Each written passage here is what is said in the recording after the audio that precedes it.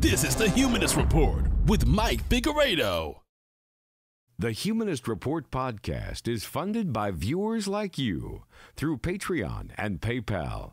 To support the show, visit patreon.com/Humanist Report or become a member at humanistreport.com. Now, enjoy the show. Welcome to the Humanist Report podcast. My name is Mike Figueredo, and this is the 124th edition of the program. Today is December 21st, and this is our end of the year extravaganza, where this episode is like 10 hours long. I don't know what the final time is at this point, but you can see by looking at the at the play button, and right next to that, you see how long this video is. It's got to be above 2 hours, maybe even 3 hours. So this is the end of the year episode where we do the recap, we get into some interviews, and also we just talk a lot about politics. This is the last show of the year, so welcome. But before we get into all of that, I want to take a moment to thank all of our newest Patreon and PayPal contributors.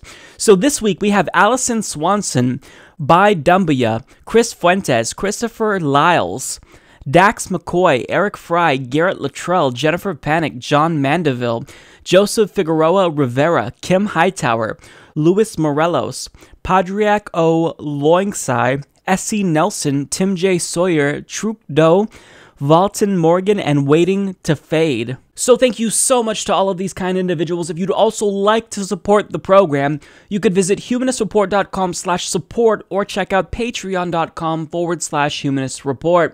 So on today's gigantic episode, first, we'll talk about the aftermath of the FCC's vote to repeal net neutrality, including the lawsuit 17 states filed against the FCC. We'll talk about how the FCC's repeal is actually worse than we thought, why Ajit Pai thinks he's already been proven right, his criticism of net neutrality's proponents, the FCC's refusal to assist the New York Attorney General's office in their investigation into comment fraud, Luke Skywalker's response to Ajit Pai's stupidity, the fight for public broadband, and of course, cable news' atrocious coverage of net neutrality.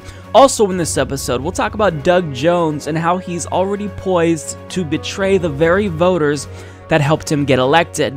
And when it comes to Republicans, they're on the cusp of passing their tax reform bill, and next year, they're taking aim at social safety net programs. And when it comes to interviews, I'll talk with Nomiki Konst about the DNC Unity Reform Commission and comedian Jimmy Dore about corporate Democrats. And finally in this episode, we'll get to our end of the year award ceremony and finish off the show with a recap of this crazy ass year. So all of these topics will be discussed in today's episode. We have zero time to waste. Let's go ahead and jump right in.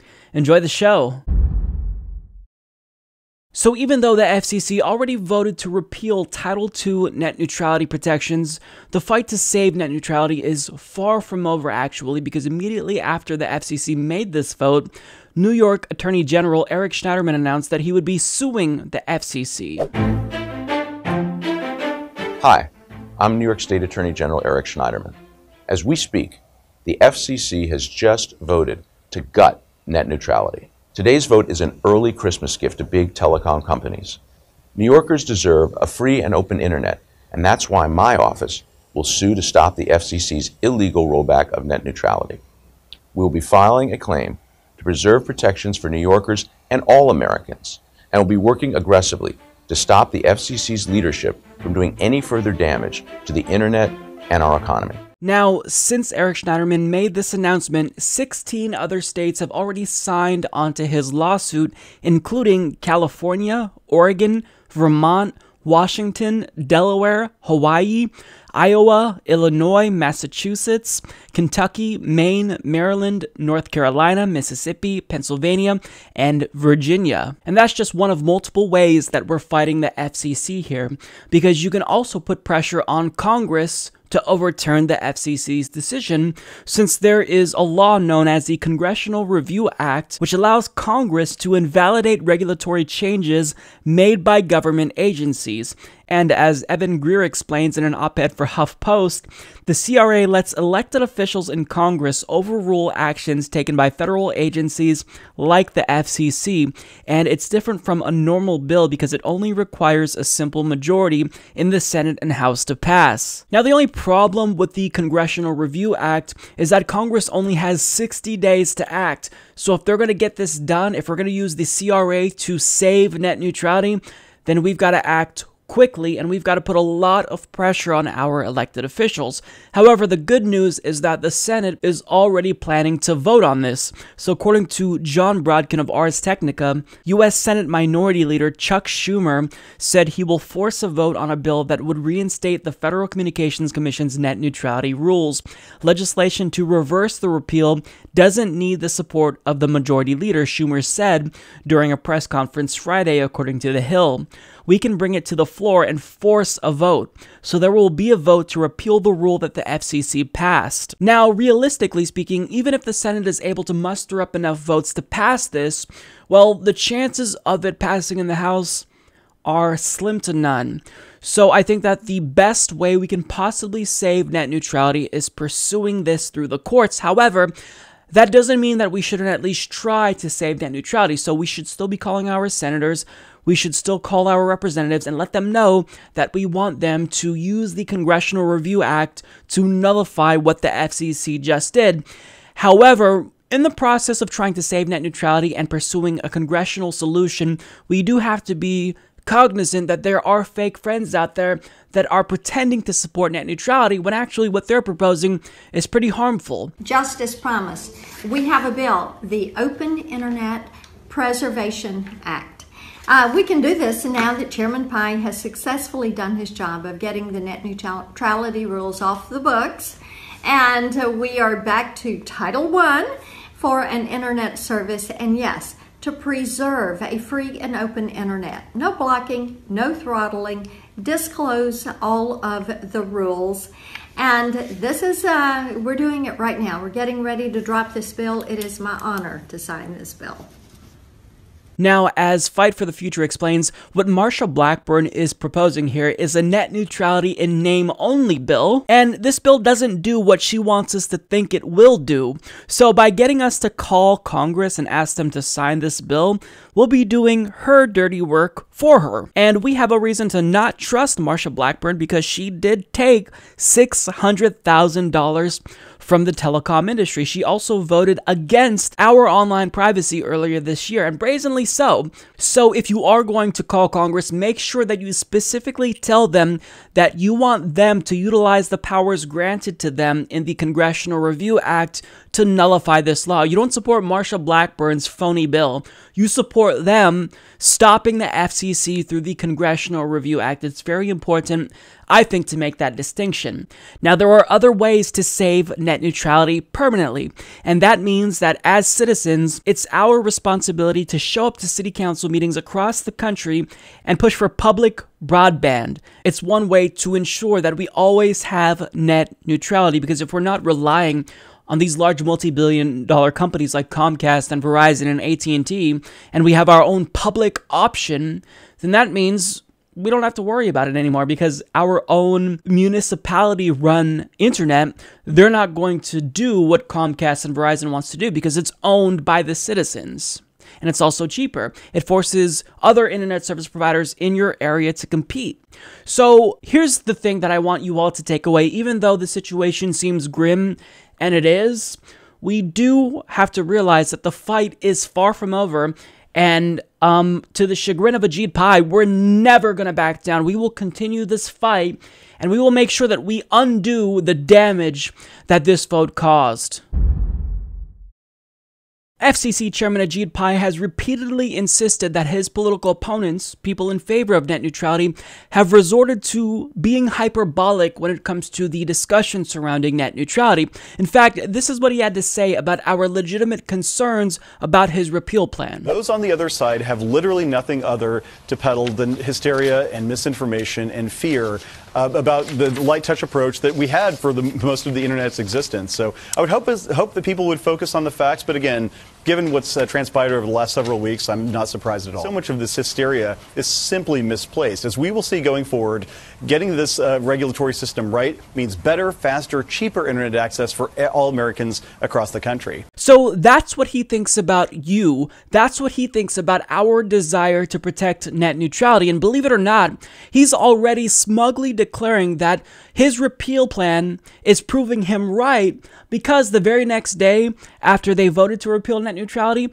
large internet service providers didn't already start throttling content. Those who have said that the Internet as we know it is about to end have been proven wrong starting this morning as people send emails, check on their Twitter accounts, post on Facebook and the like. We have a free and open Internet going forward, and the FCC and the FTC going forward are going to make sure that happens. So I don't think I've ever seen anyone be so smug and so wrong at the same time. So he says, those who've said that the Internet as we know it is about to end have already been proven wrong starting this morning.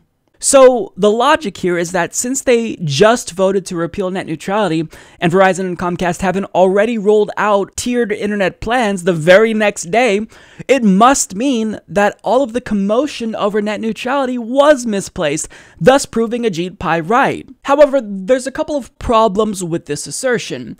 Not only is it idiotic, but it's also wrong. Because as Ajit Pai knows, being the head of the FCC, once you vote on regulatory changes, they don't take effect immediately. In fact, his colleague, Minion Clyburn, explained that these changes take a couple of months to go into effect. In a couple of months, when all of these rules go into effect, because it's going to take a few months for all of them to go into effect. So maybe it's the case that Ajit Pai was just unaware of the fact that once you vote on new regulatory changes, they take a couple of months to go into effect. But if that's the case, if he literally didn't know about this when he's the chair of the FCC, then he should be fired because he doesn't know how his own agency operates. But I'm willing to bet that Ajit Pai knows these rules don't literally take effect the very next day, and that, as usual, he's lying to us again. Now, even when these rules do take effect, some companies like Comcast still won't be able to start throttling immediately. In fact, Comcast is actually prohibited from throttling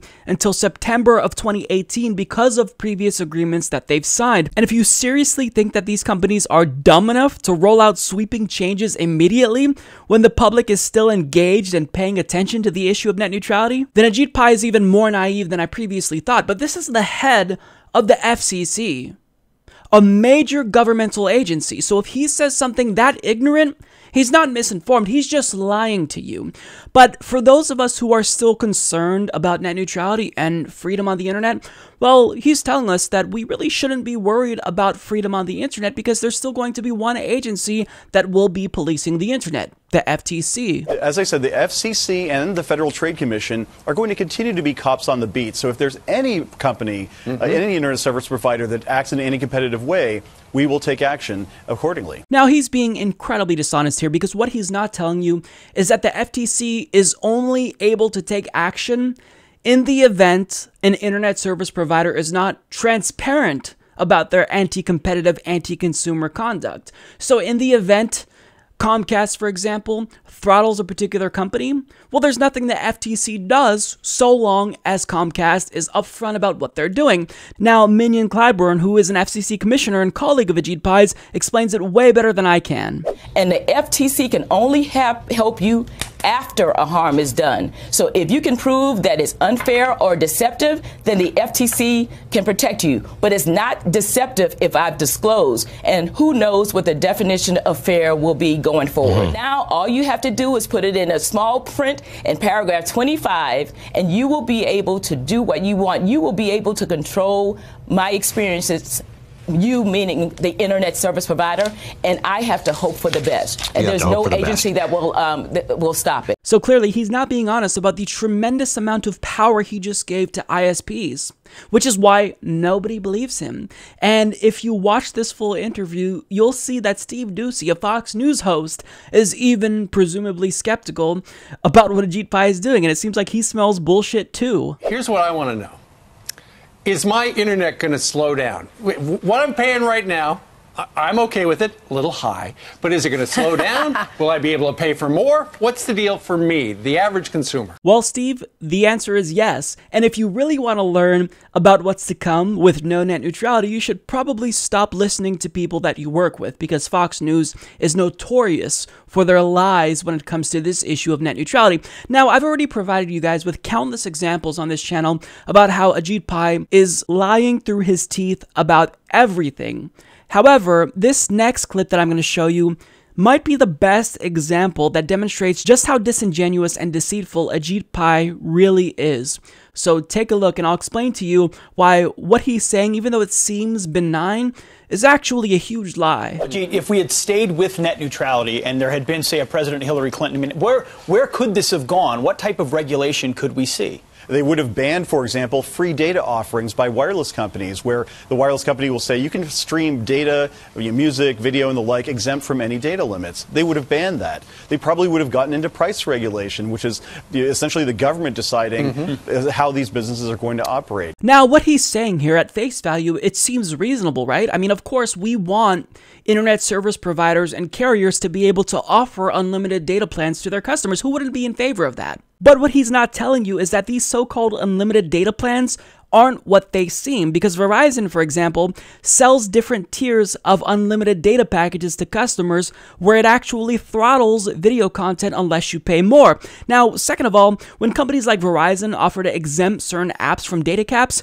they're advantaging their own products over other services. So in telling customers that their streaming service doesn't count towards their data cap, yet anytime a customer watches Netflix, that still does count towards their data cap, that's their way of trying to kill off their competitors under the guise of unlimited data. And that's bullshit. It's not really unlimited. Now, that's what the FCC was trying to stop. But Ajit Pai is saying that it's a bad thing, that they shouldn't stop Verizon from resorting to these types of disingenuous marketing tactics. Now, also, he states here about the government being able to dictate pricing, and that's what the future FCC would have done under Democratic leadership.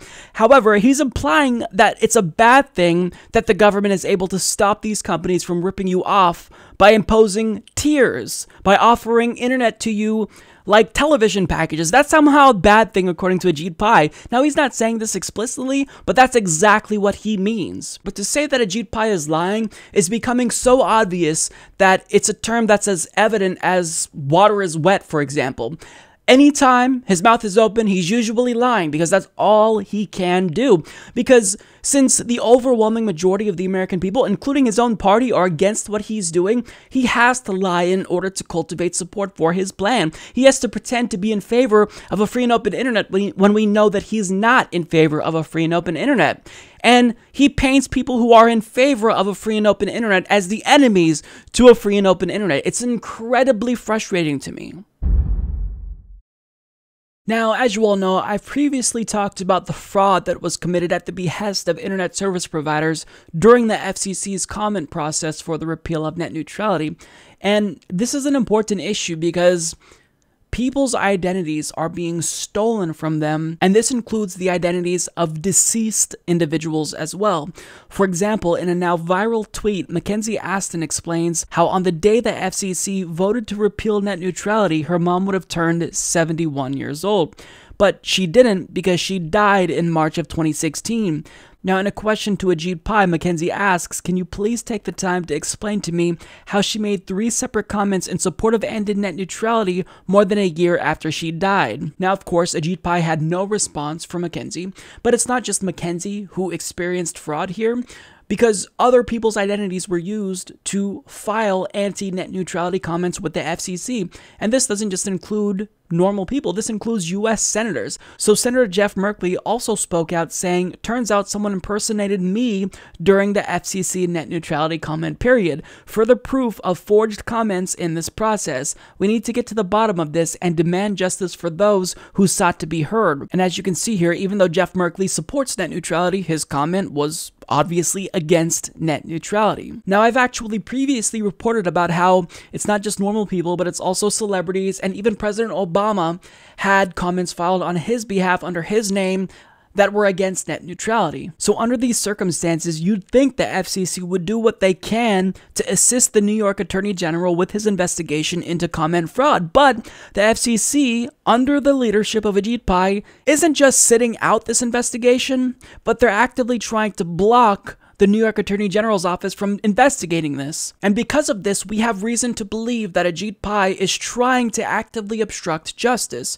So in a report that came out 2 days before the FCC voted to repeal net neutrality, Carl Bode of Vice Motherboard explains, the FCC is blocking a law enforcement investigation into fraudulent comments designed to provide bogus support for the agency's looming net neutrality repeal.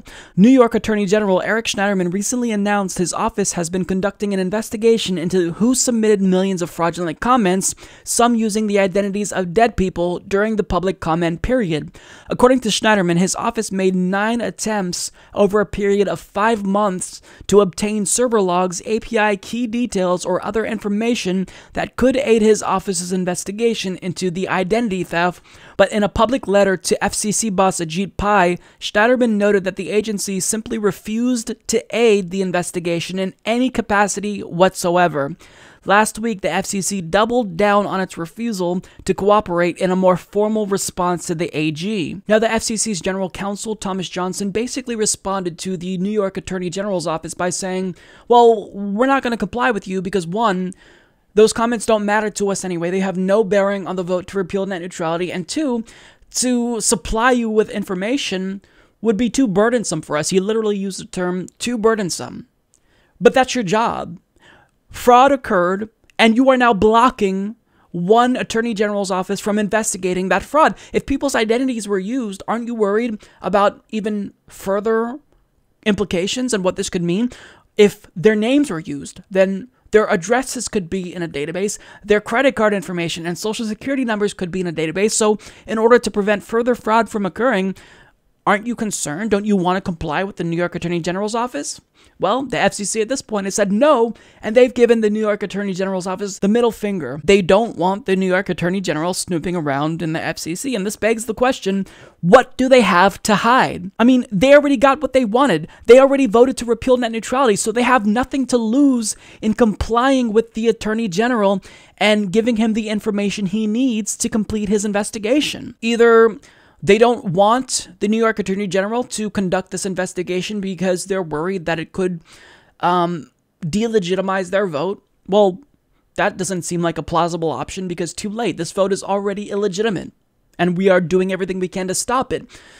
And another possibility could just be that people within the FCC, like Ajit Pai, are personally culpable. So if the New York Attorney General's office actually does investigate this and find out that Ajit Pai or Michael Riley are involved, or if they're covering for a company or individual within the FCC, then they could be personally responsible. Now look, obviously I'm jumping to conclusions without evidence and just speculating here, but Ajit Pai can automatically shut down any talks of him potentially obstructing justice. And he could do that by helping Eric Schneiderman with this investigation. He has nothing to lose at this point if he is, in fact, not associated or linked to comment fraud. So why would he not want to do that? Why is he obstructing justice and literally blocking the New York Attorney General's office from doing its job? Why is he doing that? He has nothing to lose. You got what you wanted, Ajit. You repealed net neutrality. You're done. Congratulations. Now, can you at least allow us to look into this process and see what went wrong and why our identities are being used without our permission? So I don't understand why Ajit Pai is not complying, why he's blocking the New York Attorney General's office from investigating this. It boggles my mind. I don't get it. Something deeper is going on here. And again, I don't want to jump to conclusions without evidence because all I can do at this point is speculate, but something's not right. This is a fishy situation. And Ajit Pai, in obstructing justice, is making matters worse, not just for everyone else, but himself as well. Because now it seems like he's personally involved in comment fraud. Now that the death of net neutrality is seemingly inevitable at this point, we still do have a couple of months to fight back before these new rules take effect. Now, one of the most important voices in the fight to save net neutrality, Mignon Clyburn, actually gave us some insider insight as to what we can now expect if we're not able to convince Congress quick enough or a court to at least temporarily block these rules until we're able to defend net neutrality in a court.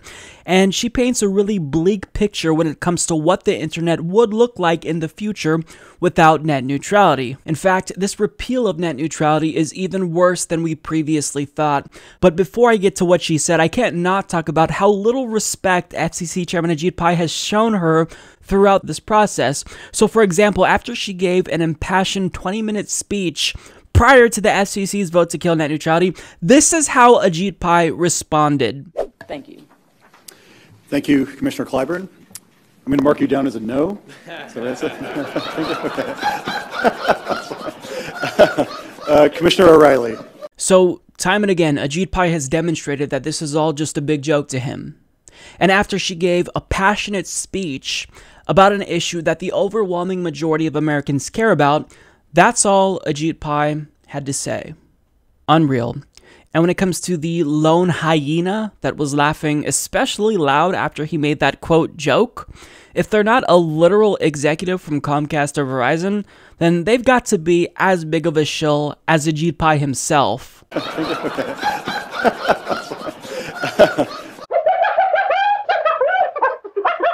You are really dumb. Now, after this vote took place, Mignon Clyburn put it all into perspective for us, and she explained exactly what's at stake now that net neutrality has been repealed. We have taken ourselves out of the game. We have pulled our own teeth at the FCC, so we're toothless. We're powerless. If they disclose, then they can block. They can slow down.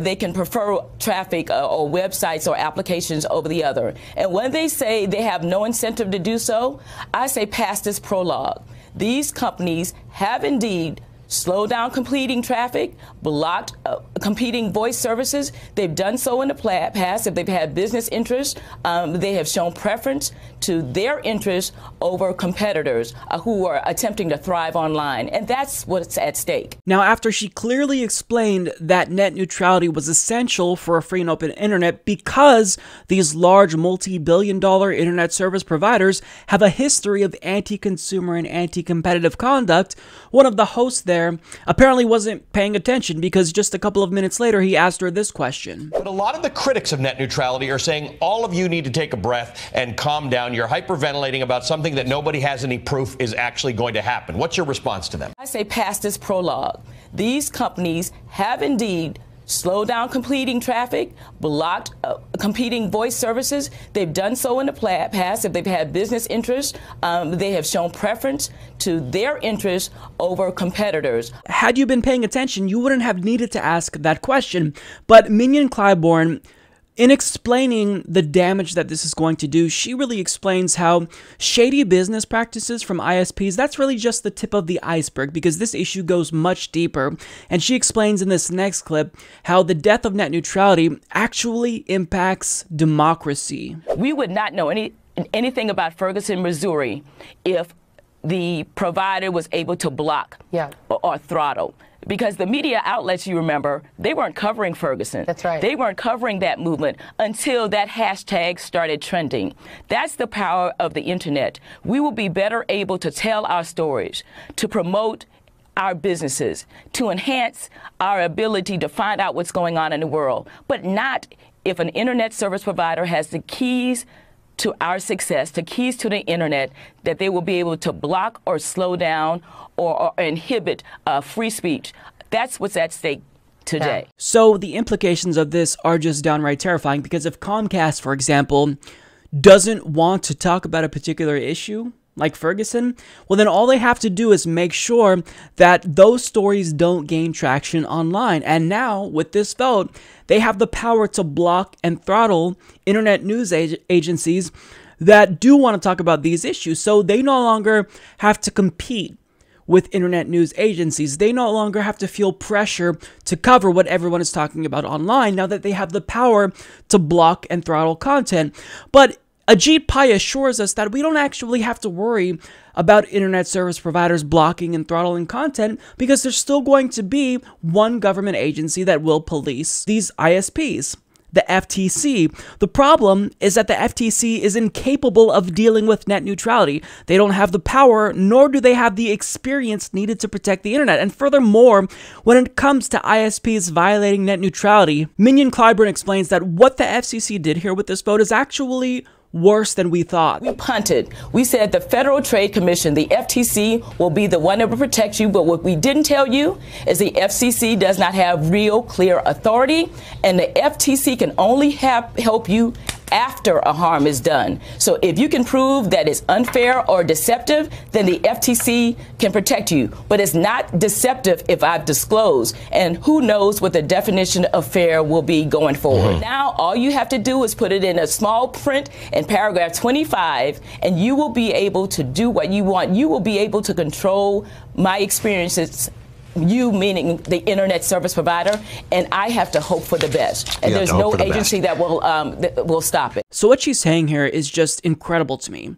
Basically, the FTC can't just prosecute any company that violates net neutrality. The only way that they're able to do that, or attempt to do that, is they have to go after that company after a violation of net neutrality occurs. And second of all, the consumer actually has to prove that that company was deceptive in its decision to block or throttle content. But as Minion Clyburn explained in that clip, all ISPs have to do is add a little clause in the terms of service that nobody ever reads, saying that they are blocking or throttling certain websites, and then that's it, they're protected.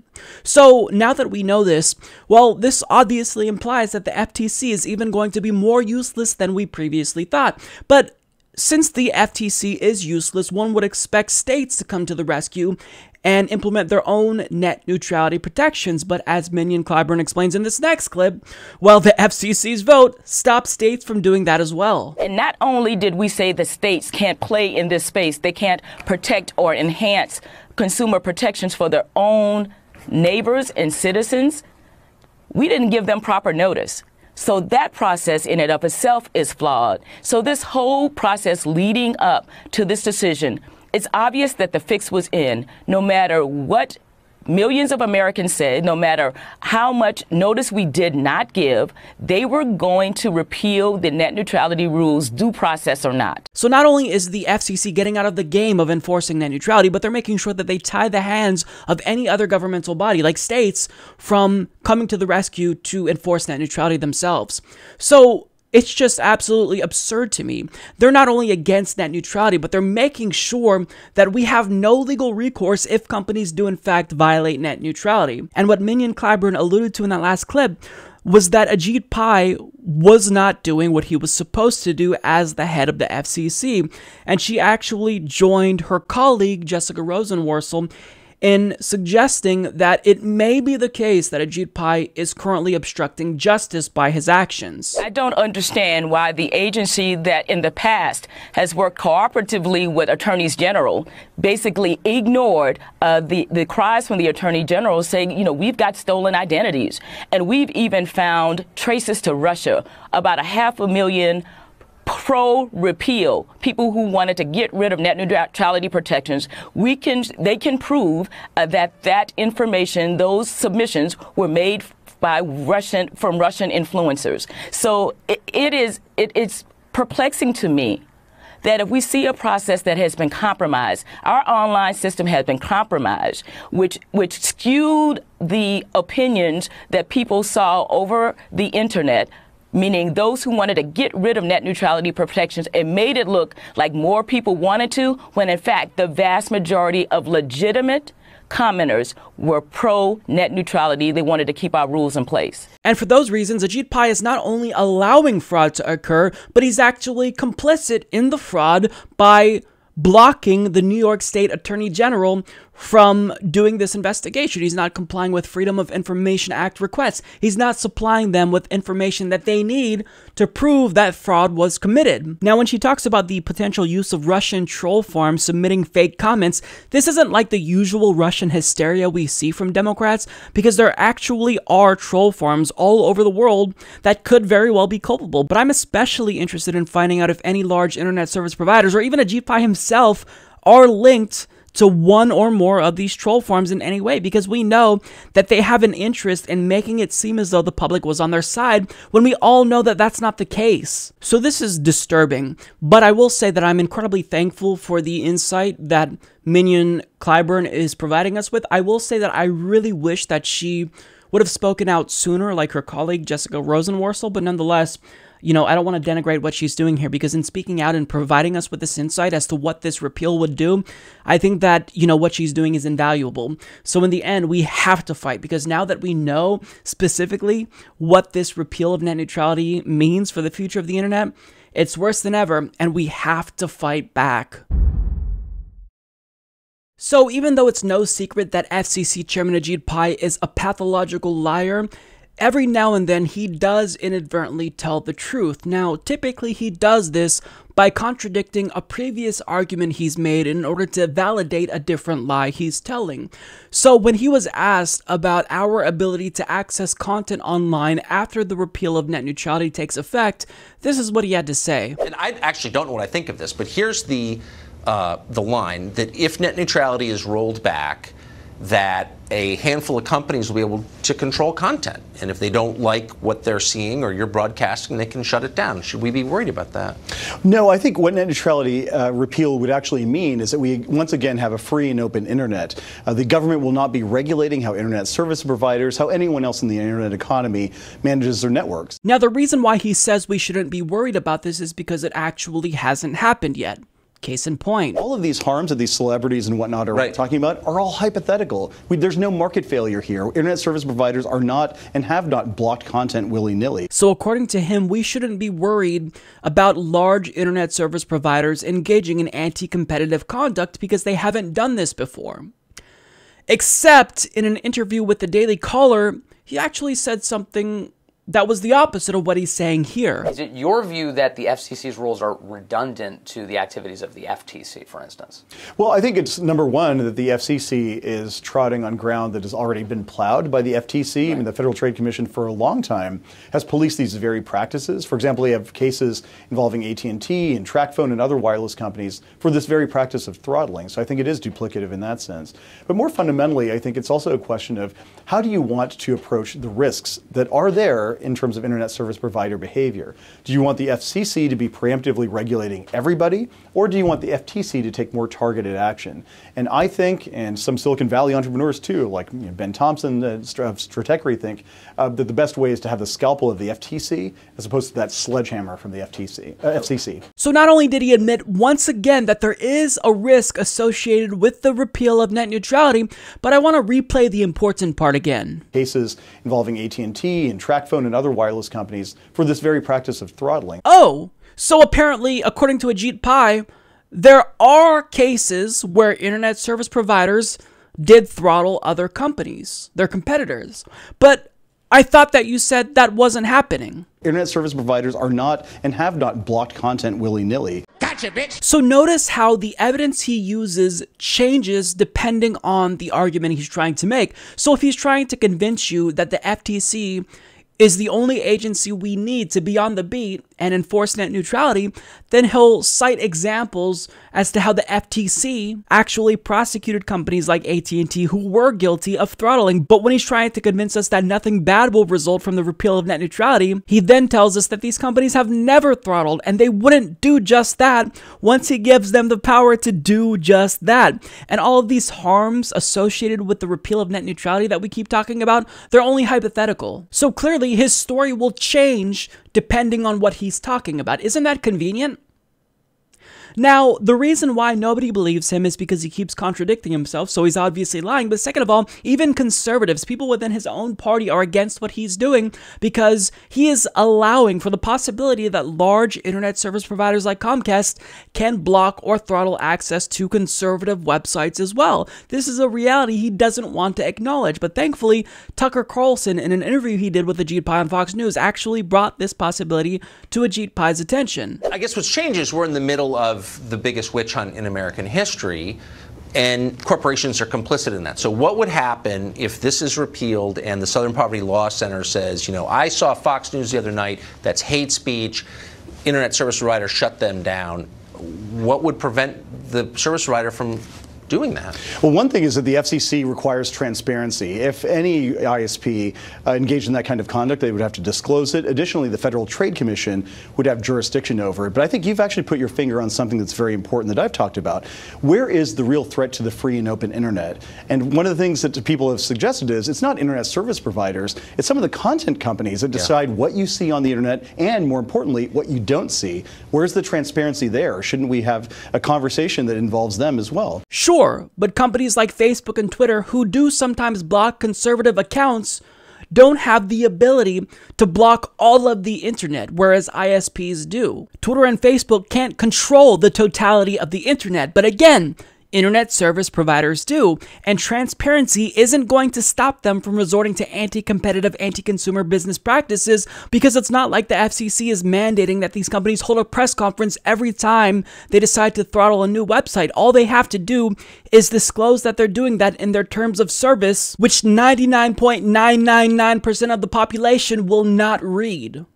Now, this is what he has to say about companies like Twitter and their handling of conservative accounts. I, too, have raised some of these concerns. When Twitter, for example, restricted Congresswoman Marsha Blackburn's YouTube video announcing her run for the Senate, in part because of her pro-life views. And same thing with YouTube demonetizing Diamond and Silk, some Trump supporters, and Dennis Prager's videos. I mean, a lot of these decisions impinge on the free expression online that we've all come to cherish, but there's no real transparency into how these decisions are being made. And there's never any outcry. So if Twitter is willing to block conservative content, why wouldn't Comcast be willing to do the exact same thing? His logic makes absolutely no sense whatsoever. If you truly believe that conservatives are actually being targeted online, why wouldn't Comcast, for example, a company that literally sponsored the 2016 Democratic National Convention, do what Twitter is doing now? Which you say is a problem. His logic makes absolutely no sense, which is why conservatives support net neutrality, because they also don't like what Twitter does to certain conservative accounts. And they agree with what Ajit Pai is saying here. It's just that they can actually take the next logical step and realize that if Twitter does it, Comcast probably will do the same thing. But again, Ajit Pai knows exactly what these companies are capable of because he actually explained it to us before. Cases involving AT&T and TracFone and other wireless companies for this very practice of throttling. So there you have it. Ajit Pai admits here that companies have throttled in the past after he has repeatedly insisted that they would never do such a thing. Who are you going to believe? Ajit Pai, who came from the industry and probably is going to go back to the industry, or the history of these companies and their anti-competitive, anti-consumer conduct? I mean, you have to be a fool to believe what Ajit Pai is saying, and that's why a majority of Americans don't buy what he's selling. When the FCC voted to repeal net neutrality, that was arguably one of the biggest stories of 2017.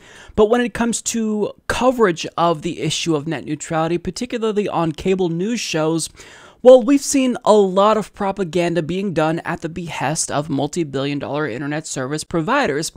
Now, that's only when you take into account cable news shows that actually talked about net neutrality, because up until this point, a lot of shows didn't even mention it as an issue. In fact, to some pundits in the mainstream media, This is a new development to them. I'm not even kidding about that. The FCC voting along party lines 3-2 to repeal net neutrality is very significant development. Lori, a very significant development now, and we'll see how this impacts the average person out there. Welcome to the party, Wolf. I'm so glad that you could finally join the rest of us who've been talking about net neutrality since January, when we knew that Ajit Pai would in fact be pursuing a repeal of net neutrality.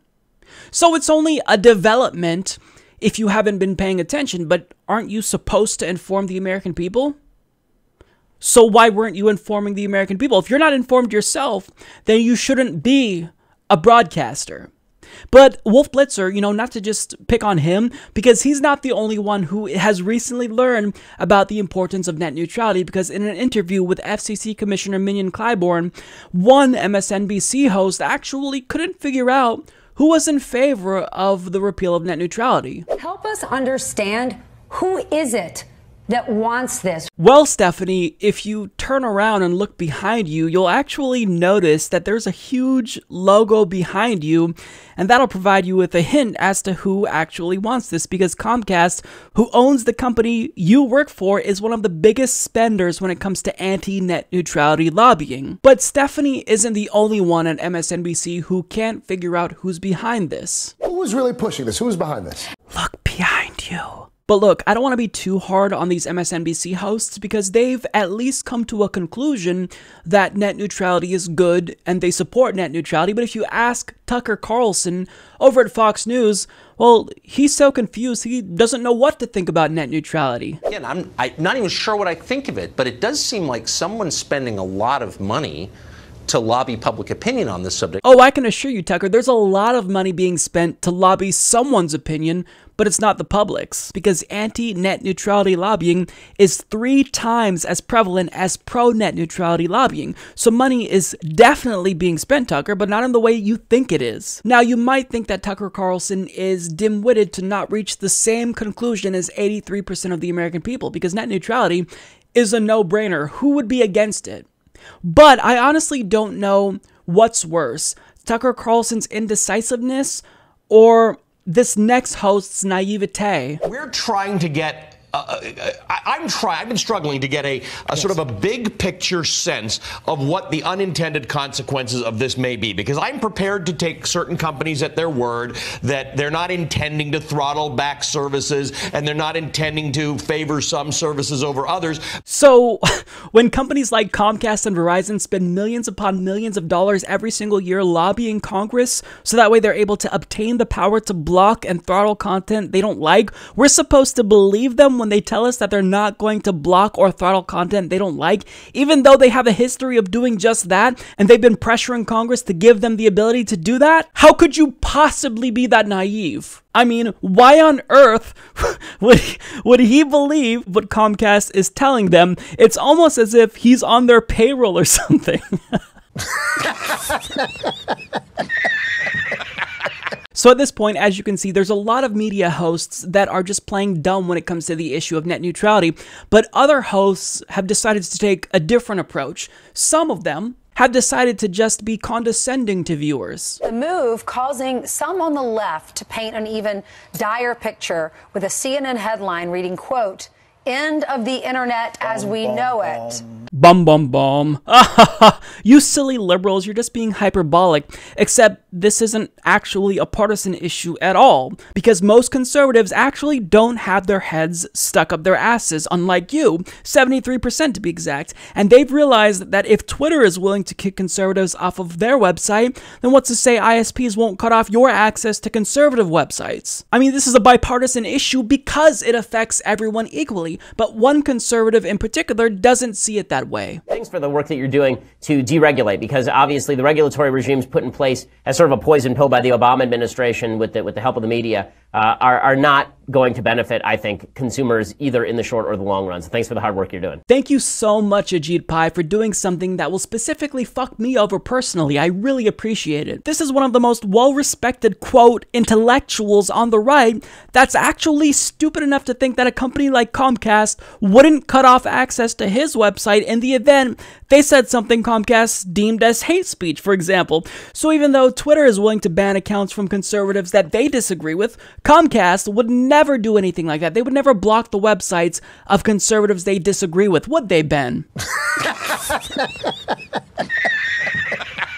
I mean, if you believe that, Ben, then I've got some snake oil to sell you. But not all of these hosts were completely dishonest, because even while some were trying to convince us that these large internet service providers like Comcast and Verizon are benevolent and they'd never block or throttle content, they'd never set up a tiered internet access system, well, some in the mainstream media just outright told us the truth. But that it was a good thing. This is a real positive step. You know, the internet, Neil, it's not a free right. It's not a public utility. It was actually created by private companies, as the FCC commissioner alluded to. Companies that have spent billions of dollars in not only creating it, but now maintaining it. And it's theirs to control in price. And what you will see is more innovation, more tiered options, as was alluded to, and it makes sense, Neil. This is super positive, you guys. We're finally going to see tiered internet packages. So if you want to gain access to Netflix and Hulu, you have to spend an extra $10. I can't wait. I mean, this is what he's telling you. He is trying to convince viewers that tiered internet packages is a good thing. But here's what else we can expect once the repeal of net neutrality comes into effect. What do you think happens now? I think actually you're going to see a great explosion of entrepreneurial brilliance. Entrepreneurial brilliance, yes, because nothing screams innovation and entrepreneurialism like allowing a handful of companies to take control of the entire internet and literally be able to control everything we see on the internet. But according to Tucker Carlson, the internet is already like this. A lot of people, a lot of famous people, have very strong opinions about net neutrality. They warn if it's repealed, a handful of tech companies will have total control over the internet. Wait, doesn't that already describe the status quo? No, it does not. The companies that he's talking about might be in control of their own websites, but they don't control the totality of the internet. They don't control your access to other websites, just what you see on their website. So clearly, Tucker Carlson doesn't know what he's talking about, hence why he can't decide what he thinks about net neutrality. I'm not even sure what I think of it. But I actually want to get back to Neil Cavuto here, because for those of us who are worried about anti-competitive, anti-consumer conduct by these multi-billion-dollar companies, well, he assures us that we don't actually have to be worried, because there will still be one government agency that's going to look out for us, the FTC. The FTC then would rule this type of activity is illegal, and you try it, you're in big trouble, right? Right. The Federal Communications Commission kicked the FTC, Federal Trade Commission, off the beat in 2015. Right. Now the FTC is back on the beat. Except, aren't you forgetting one really important fact, Neil? The FTC can only take action in the event these companies don't disclose that they are throttling other websites. So as long as they're upfront about it and they include one sentence in their terms of service that nobody will see about how they're going to throttle certain websites, then there's nothing the FTC can do. And even if the FTC wanted to take action, they don't have the power to do so. They're not capable of enforcing net neutrality like the FCC is, which means the internet will no longer be free and open, despite what these two liars tell you. Now, even if you think that net neutrality is important and that a free and open internet is important, well, as Neil Cavuto is going to explain here, the problem is that net neutrality, it just hurts investment. I do remember the internet alive and well and thriving up to 2015 when net neutrality came into being. And I do remember that since it did come into being, all the big boys started cutting back on infrastructure expansion and the like. It was building and increasing every year. Since then, it's been going down. That's a nice talking point that you're using from the telecom industry, Neil, but the fact of the matter is that the big boys all actually increased investment after net neutrality rules went into effect in 2015. Yeah, you heard me right. They increased investment. As Ars Technica reports, in December of 2015, AT&T told investors it would actually increase investment after net neutrality passed. Comcast spent a total of $7.6 billion on investment in 2016. So that means after net neutrality passed, they spent more than ever. Verizon also increased investment by 3.1% overall after net neutrality passed. Charter's CEO told their investors that Title II didn't actually hurt them at all. So if you seriously remember that all of the big boys in the industry were investing up until 2015, then you need to see a psychiatrist because you're delusional, Neil. Now, when it comes to all of these pundits in the mainstream media, if they're not just outright lying about net neutrality like Neil Cavito was doing here, then they're being really disingenuous and framing the argument in a way that misleads viewers. So, in one example from CNN, they tried to paint this as a war between large multi-billion-dollar corporations that didn't actually involve the American people. Covered technology. You look at the tech companies who have been very outspoken about the stakes here. You've had the telecom industry in favor of this for a long time. They've said that the current regulations, get in the way of daily business, that they're stifling innovation, which you heard a little bit about. But you have the tech companies on the other end who say that, this gives internet providers too much power, too much control over the way online content is delivered. It creates a tiered internet. So at face value, what they're saying probably doesn't seem that problematic, but their framing of this issue is in fact problematic, because if viewers watch that segment and they think that this is only a battle between Comcast and Google, then what's the implication? Well, they'd think, well, this is a battle that they're having and it doesn't actually concern me. But the real way to frame this story, because it's accurate, is this is about internet service providers like Comcast, Verizon, and AT&T and the American people. They want to be able to control what we see on the internet. Just because Google and Facebook support net neutrality doesn't mean that they're the main proponents for net neutrality. This is a grassroots issue that we've been fighting for. So you don't get to credit Google and Facebook as being the leading voices in the fight to save net neutrality, because that's inaccurate. And quite frankly, I don't care what Google or Facebook thinks. Our opinion is what matters, because we're supposed to be a democracy, not a fucking corporatocracy. Now, to be completely fair, not all coverage of net neutrality was atrocious. To her credit, Joyanne Reid actually did a great job covering the topic, and even Brett Baer of Fox News had a surprisingly objective take on the matter. But overall, most of the news shows that covered net neutrality were biased, and they just downright lied about the issue altogether. Now, I'm saying that because I actually took the time to go through and watch every single segment about net neutrality I could find after it was repealed. Now, the problem is that when these news shows don't cover the topic of net neutrality adequately, then that spreads even more misinformation than is already out there. And this, of course, benefits Ajit Pai, who gets to pretend that the topic is super complex and the meaning of net neutrality is amorphous. Well, it's easy to come to that conclusion if the media isn't doing its job and properly informing the public about an issue that will directly harm them. But I mean, since Fox News does the bidding of the Republican Party, who in turn does the bidding for their largest donors, which include ISPs, and of course, since MSNBC's parent company is against net neutrality, it's no wonder why the coverage of this issue has been so terrible. And again, of course, there were a couple of exceptions where pundits covered the topic sufficiently, and they did a good job explaining what's at stake. But overall, I'm not just talking about these pundits because I like to make fun of them, even though admittedly they are easy targets, but I'm talking about this because what they're doing is incredibly harmful. This is an issue that will affect every single American that uses the internet, and these cable news shows, I mean, they're tasked with the duty of educating the public, and they're not doing that, which is why every time they cover net neutrality, I feel compelled to come out and debunk any myths they try to spread about it. So if you watch anything regarding net neutrality in cable news, you have to be cognizant that they are most likely going to report it in a really misleading way. And again, that is so problematic. So in an interview with Fox and Friends, FCC Chairman Ajit Pai made it very clear that he's got no love for proponents of net neutrality. Now, the feeling is mutual, buddy. Now, what he states here is that he thinks we're arbitrarily resorting to hyperbole and hysteria as a means of pushing for our agenda, which is a free and open internet through net neutrality.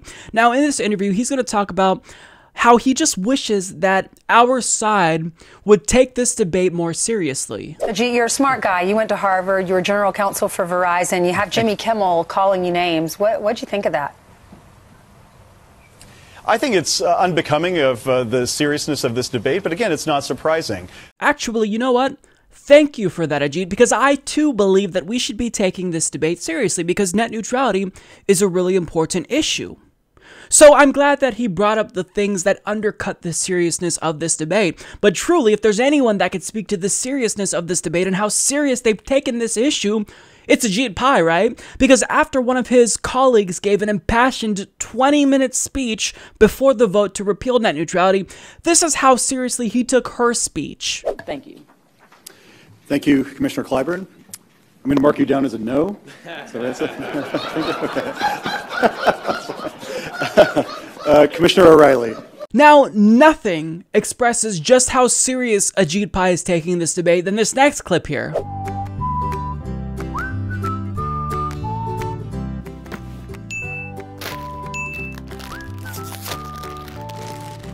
All right, a little selfie or just...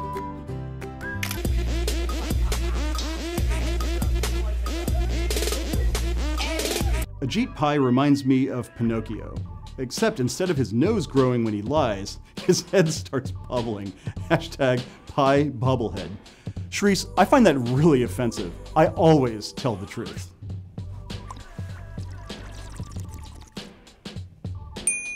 Congratulations, Ajit Pai. Congratulations. You've proven that you're definitely taking this debate seriously. You're the grown-up in the room, and we're the children who aren't actually taking this debate seriously. Except obviously, the opposite is true. All that we've been doing since we knew that you wanted to kill net neutrality was get you to take this debate seriously, and more importantly, take what the American people are saying about net neutrality seriously. But all that you've done is show the contempt you have for us. You've told us explicitly that you don't care about comment fraud that was committed at the behest of large, multi-billion-dollar companies. You've stated that you don't give a damn about what we tell you and what percentage of the public supports net neutrality and how many comments we submit and how much of a ruckus we make. You've told us time and again that public support for net neutrality has no bearing on your vote, and sure enough, you voted to kill net neutrality. And yet you have the audacity to tell us that you wish we would take this debate seriously, Ajit? Really? You're seriously going to contend that after the way that you've presented yourself as a government official, as the head of a huge agency that's supposed to look out for consumers? Really? Now you're going to complain? Because we can talk all day about how you've acted like a fucking child when it comes to the repeal of net neutrality.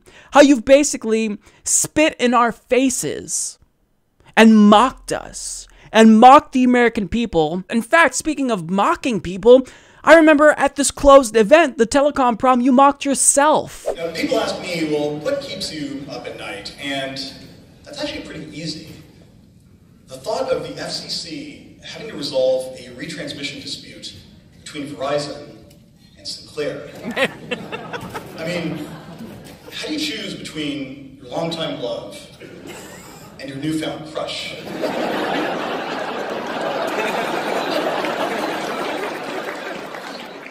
So after watching that, I don't know how this sociopath has the gall to contend that we're not taking this debate seriously. It's absolutely mind-boggling to me. Ajit Pai is probably one of the most shameless people in the history of the American government, and it's no wonder why he is now the most hated person on the internet. Everyone else who was hated on the internet before is now thankful that you've repealed net neutrality, Ajit, because you are now the most hated man, not just on the internet, but in America, because you brazenly violated the overwhelming majority of the American people and went against their desire and repealed net neutrality anyway.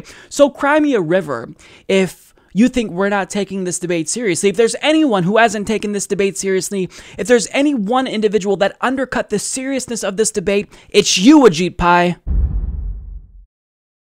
So by now, unless you're living under a rock, then you know about the now viral video Ajit Pai created with the Daily Caller in order to convince Americans that his repeal of net neutrality wouldn't actually ruin the internet. Now, of course, this is one of the most disliked videos I've ever seen on YouTube, but there's one individual in particular that doesn't like this video a lot. In fact, this individual doesn't like this portion in particular.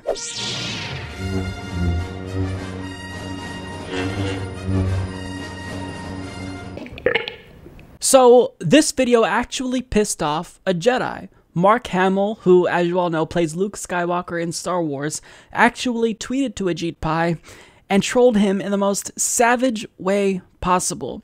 He says, "Cute video, Ajit, aren't I precious pie?" Barf emoji. But you are profoundly unworthy to wield a lightsaber. A Jedi acts selflessly for the common man, not lie to enrich giant corporations. By the way, did you pay John Williams his royalty? At Ajit Pai FCC Corp shill, hashtag a Jedi you are not. Now, once Mark Hamill tweeted to Ajit Pai, porn-loving Senator Ted Cruz decided to come to Ajit Pai's defense, and he penned a condescending tweet to Mark Hamill, stating, "Luke, I know Hollywood can be confusing, but it was Vader who supported government power over everything said and done on the internet. That's why giant corporations, Google, Facebook, Netflix, supported the FCC power grab of net neutrality. Reject the dark side, free the net." Now, if you've been watching the Humanist Report, specifically my coverage of net neutrality, you know that I take issue with about 10,000 different things he said in that short tweet. But rather than responding to that, I'm going to let Mark Hamill respond, because he decided to respond to Ted Cruz in perhaps the most savage way possible. He states, "Thanks for smarm-splaining it to me, Ted Cruz. I know politics can be confusing, but you'd have more credibility if you spelled my name correctly. I mean, it's right there in front of you. Maybe you're just distracted from watching porn at the office again."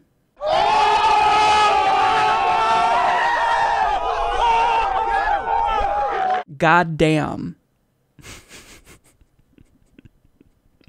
That was ruthless. Now, I kind of do want to address Ted Cruz's argument, because it's bugging me. Just because companies like Google, Facebook, and Netflix are on our side doesn't mean that this is a fight between corporations. This is a fight between large internet service providers and the people. When Ted Cruz says free the net, what he really means is free the net from the government and allow corporations to take control of the internet. So if you don't like government regulatory power and you think the government shouldn't overstep its bounds, then have fun with large multi-billion-dollar corporations controlling the internet, because that's what's going to happen. So look, I saw this and I couldn't not talk about it. So hopefully you enjoyed this short video on Ajit Pai getting ruthlessly trolled by Luke Skywalker. So even though the fight to save net neutrality heads to the courts, let me be clear about one thing. The American people will never, ever acclimate to a world with no net neutrality. So we will never back down, ever.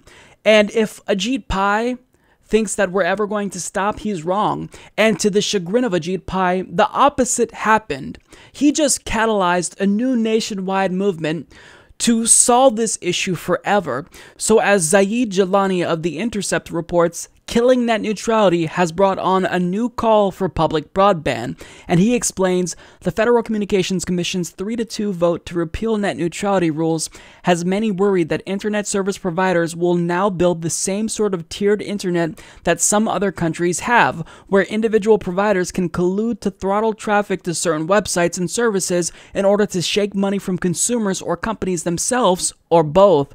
For instance, in Morocco last year, multiple internet service providers worked together to briefly block voice chat services like WhatsApp and Skype in what was interpreted by some as an attempt to push consumers to subscribe to their phone subscriptions instead. But Seattle's Socialist Alternative Council member Kashima Sawant, the prime mover of the city's successful bid to enact a $15 an hour minimum wage, has another idea. She wants her city to simply build its own broadband network to compete with the private providers, guaranteeing a free flow of unthrottled information.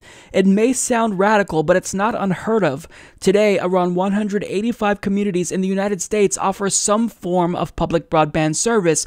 Because these services are controlled by public entities, they are also accountable to the public, a perk that anybody who has tried to get a broadband company on the phone can appreciate. Just ask the city of Chattanooga. The Tennessee Municipality's Electric Power Board invested in and started offering a fiber optic network to city residents in 2010. By 2016, the city was offering 1 gigabit internet service to residents for $70 a month. The cheap city-run internet acted as a sort of subsidy for small businesses, which started flocking to the city and built a vibrant tech and startup culture. So this is a powerful alternative to only getting internet from these multi-billion-dollar companies that are constantly trying to rip us off in different ways. So it's kind of like the healthcare public option debate.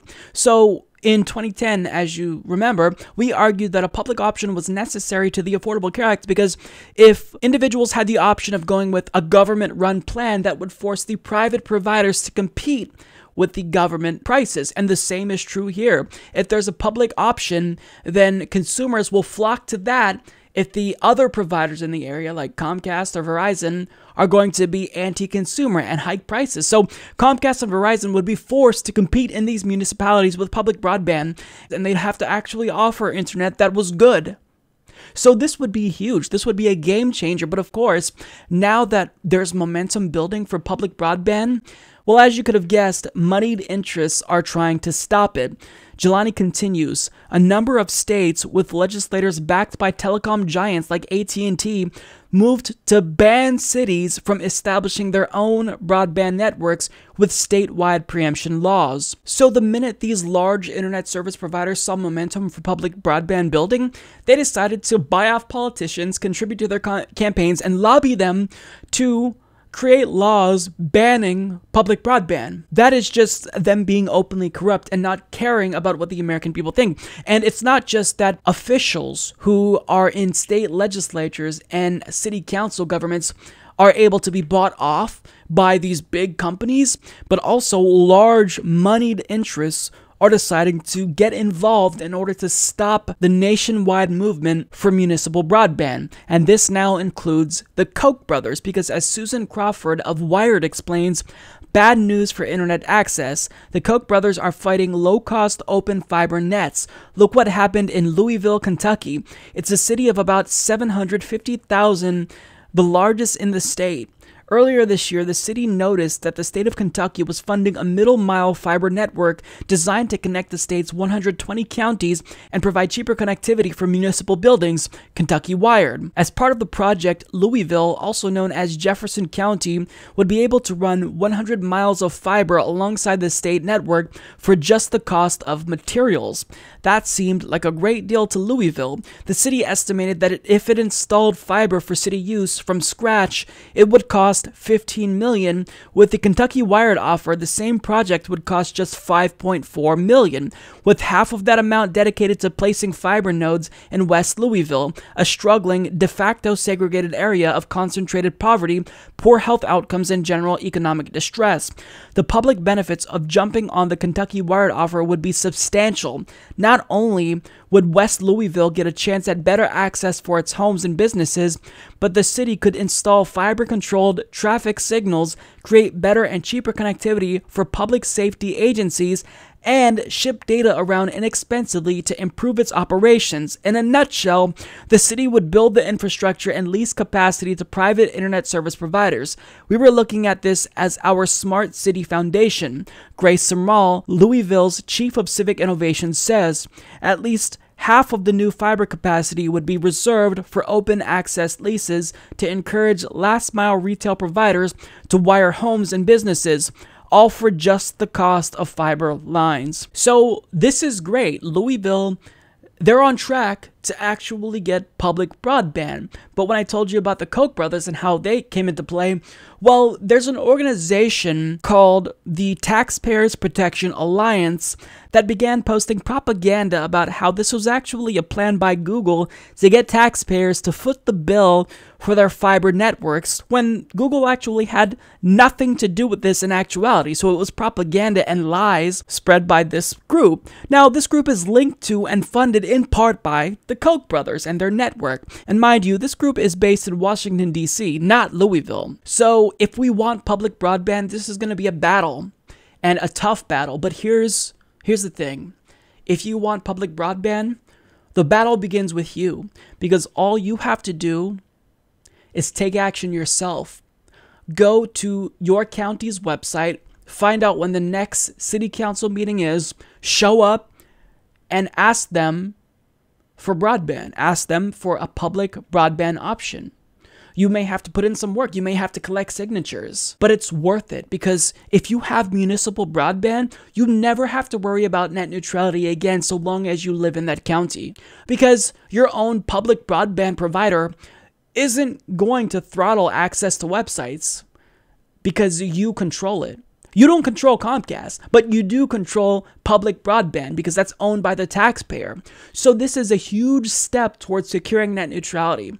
Now, again, the battle's going to be hard, but if they're doing this in red states, then you can do this in your state as well. So definitely do what you can to make this a reality. I know I'm going to look into it and show up to my next city council and demand public broadband, because this is an issue that is all too important, because we know that the internet is crucial for democracy, and a free and open internet is a utility now, and we're going to make sure it stays that way. As you all know, House Republicans voted for a tax reform plan that raises taxes on individuals making less than $75,000 each year in order to pay for trillions of dollars in tax cuts for the richest Americans in this country. Now, this is what House Speaker Paul Ryan wants you to think they accomplished with this vote. We are about to achieve some really big things. Things that the cynics have scoffed at for years, decades even. Ideas that have been worked on for so long to help hardworking Americans who have been left behind for too long. Today, we are giving the people of this country their money back. Now, what I think he means when he says they're giving the people of this country their money back, since clearly they're not giving us our money back, is that he is finally providing their largest financial contributors, his donors, with the return on their investment that they expected. Because clearly, if you are donating to a politician, you're expecting to get something back in return for that, right? So since Paul Ryan's donors expected something in return when they contributed to his campaign, they're now not only going to get all of the money they spent donating to him back, but they're going to get even more money than ever before. Now, this is how Paul Ryan reacted when this bill passed. Without objection, the motion to reconsider is laid upon the table.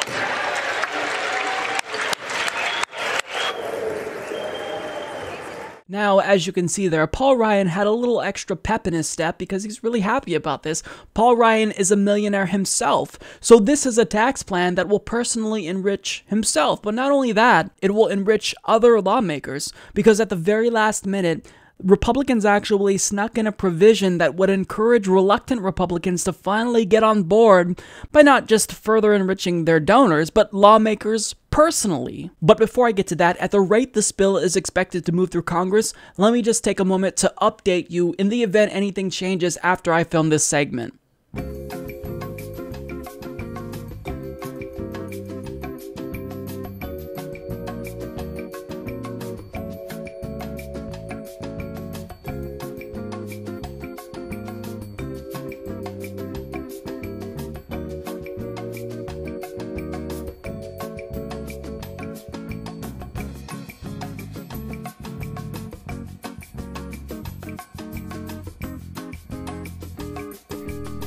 Now, back to our show. So there you have it. That's what's new. Now, getting to the original story, CNBC's Lauren Hirsch explains the provision allows for a tax deduction on income made from pass-through entities, like real estate LLCs, including those with few or no employees.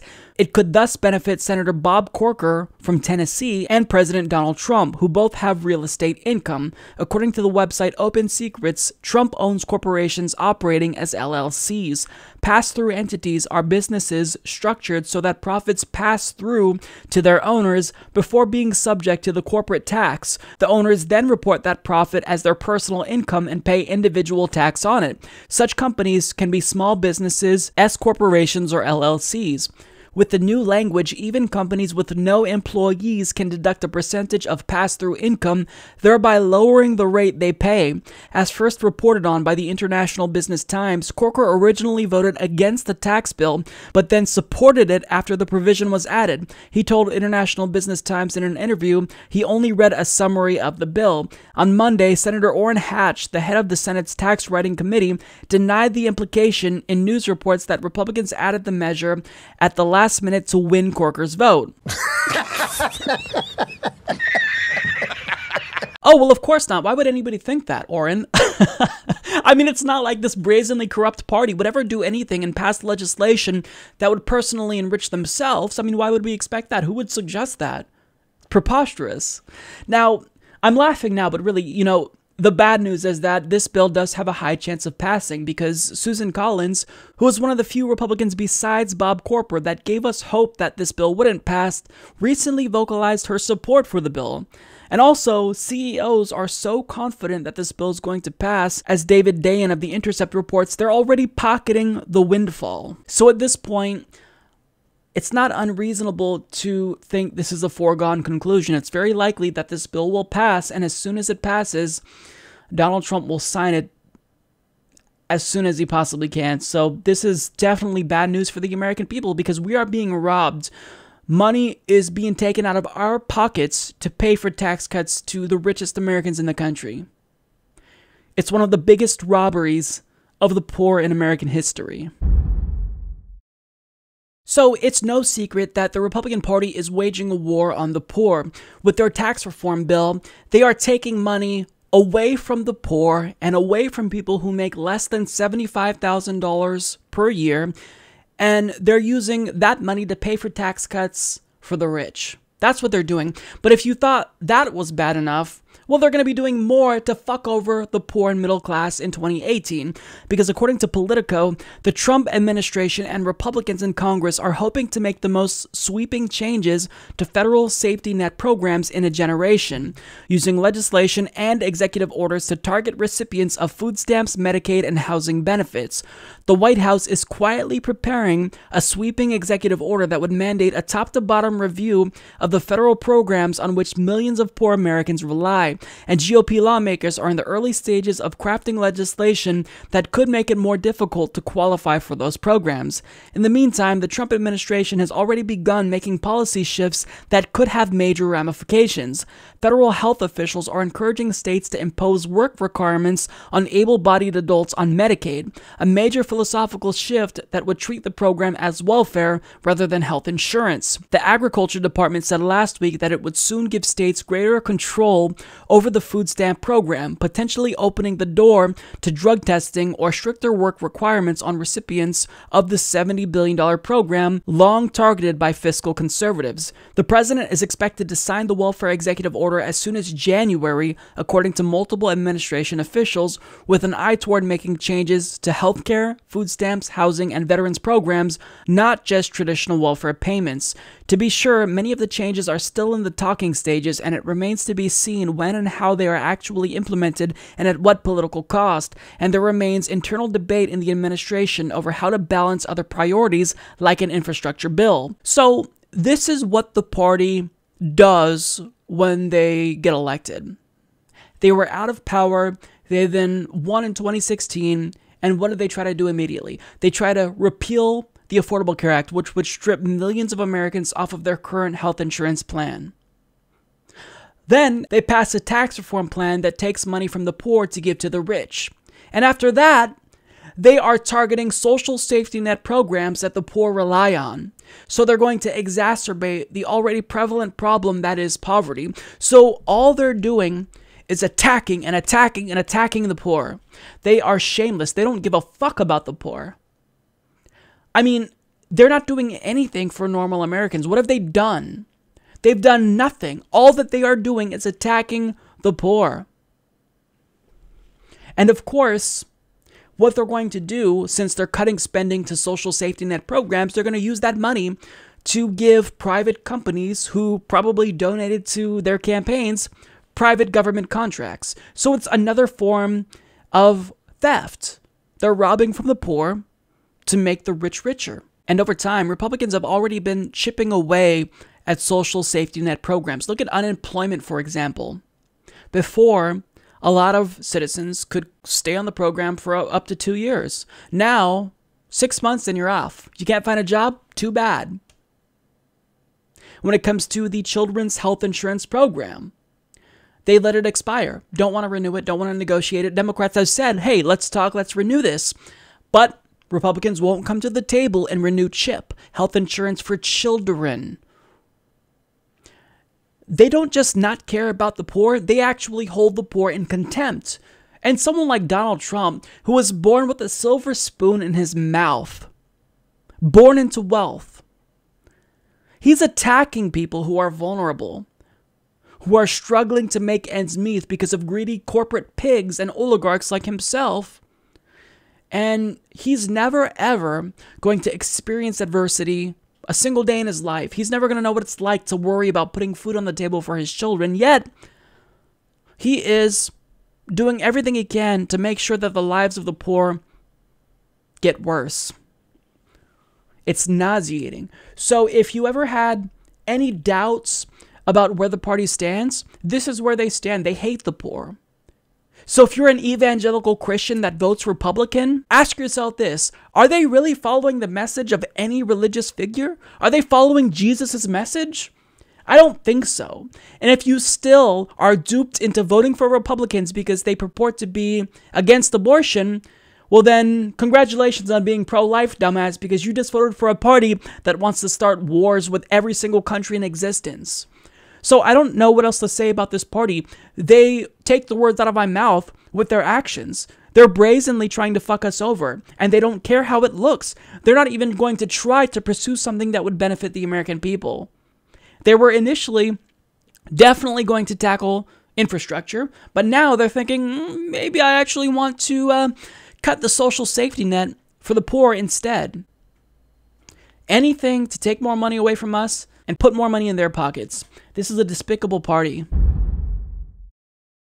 In last week's Senate race in Alabama, Doug Jones was able to actually defeat Roy Moore, primarily because he was one of two candidates in that race that wasn't a pedophile. Now, the most important takeaway from that race is that without black voters, Doug Jones's victory was absolutely not possible, because 93% of black men voted for Jones and 98% of black women voted for him as well. So if there's any conclusion that Doug Jones should take away from his victory, it's that you got elected because of black voters. So when you get in office, you better damn well make sure you do everything in your power to represent them well. And Charles Barkley on CNN actually echoed this same exact sentiment. Well, this is a wake-up call for Democrats. Your Democrats, and I told Mr. Jones this, and I love Doug, they've taken the black vote and the poor vote for granted for a long time. It's time for them to get off their ass and start making life better for black folks and people who are poor. They've always had our votes, and they have abused our votes, and this is a wake-up call. We got it in a great position now, but this is a wake-up call for Democrats to do better for black people and poor white people. Absolutely. I couldn't agree more. That is the exact lesson you should take away from this, and thankfully, DNC Chairman Tom Perez agrees. Yes, black voters absolutely carried Doug Jones to victory.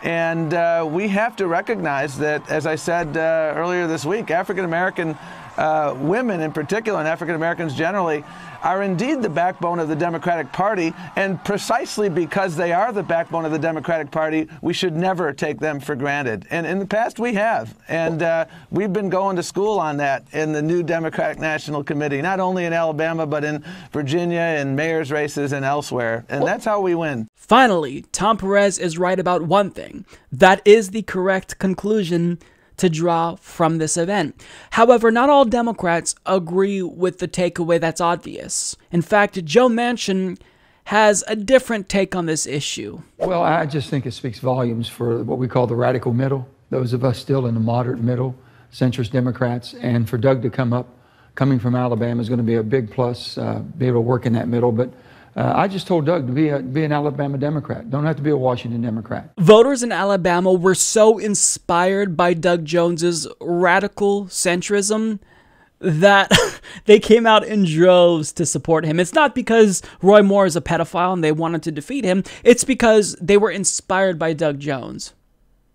That is one of the dumbest things I've ever heard, and it's absolutely the opposite conclusion that you should be taking away from this election, Joe. And unfortunately, Joe Manchin is one of many Democrats that are now using Doug Jones's victory as evidence that the Democratic Party doesn't actually have to be progressive or run actual left-wing candidates in order to win elections.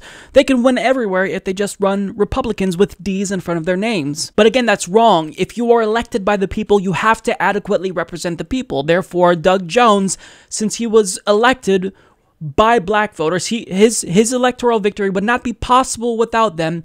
He should be doing everything in his power to make sure that they are satisfied with him. Now, what matters overall more than anything else is what Doug Jones is going to do. It doesn't matter what Joe Manchin says. It doesn't matter what Charles Barkley or Tom Perez says. All that matters is that Doug Jones will in fact do the right thing and actually represent black voters. However, he's dropping some hints on us that he might actually just get in and govern like a Republican anyway. I've received calls from Democratic senators. I've received calls from my longtime friend, Senator Shelby, Leader McConnell, Leader Schumer, and calls from the President of the United States, President Trump, all very gracious, congratulating us on the way we have run this race, the way we portrayed ourselves in the campaign, and all expressing a desire to look forward together to try to work for the betterment of the state of Alabama and this country, to do as we have said from the very beginning of this campaign, to try to find common ground. So there's your first hint about the kind of Democrat Doug Jones will be. He was happy to receive calls from Republicans, and he's looking forward to finding common ground with them. How are you going to find common ground with a party that always pushes for policies that disproportionately harms the demographic that got you elected? How are you going to find common ground with a radical right-wing party, Doug? How is that possible? So already we're seeing signs that Doug Jones is not going to represent black voters who got him elected. And we saw more signs about the kind of Democrat he's going to be, because he states that he will promise to consider voting Republican, and said explicitly, quote, "Don't expect me to vote solidly for Republicans or Democrats." Well, of course not. I mean, why on earth would we expect you to vote with a party whose constituents made your victory possible? Unbelievable.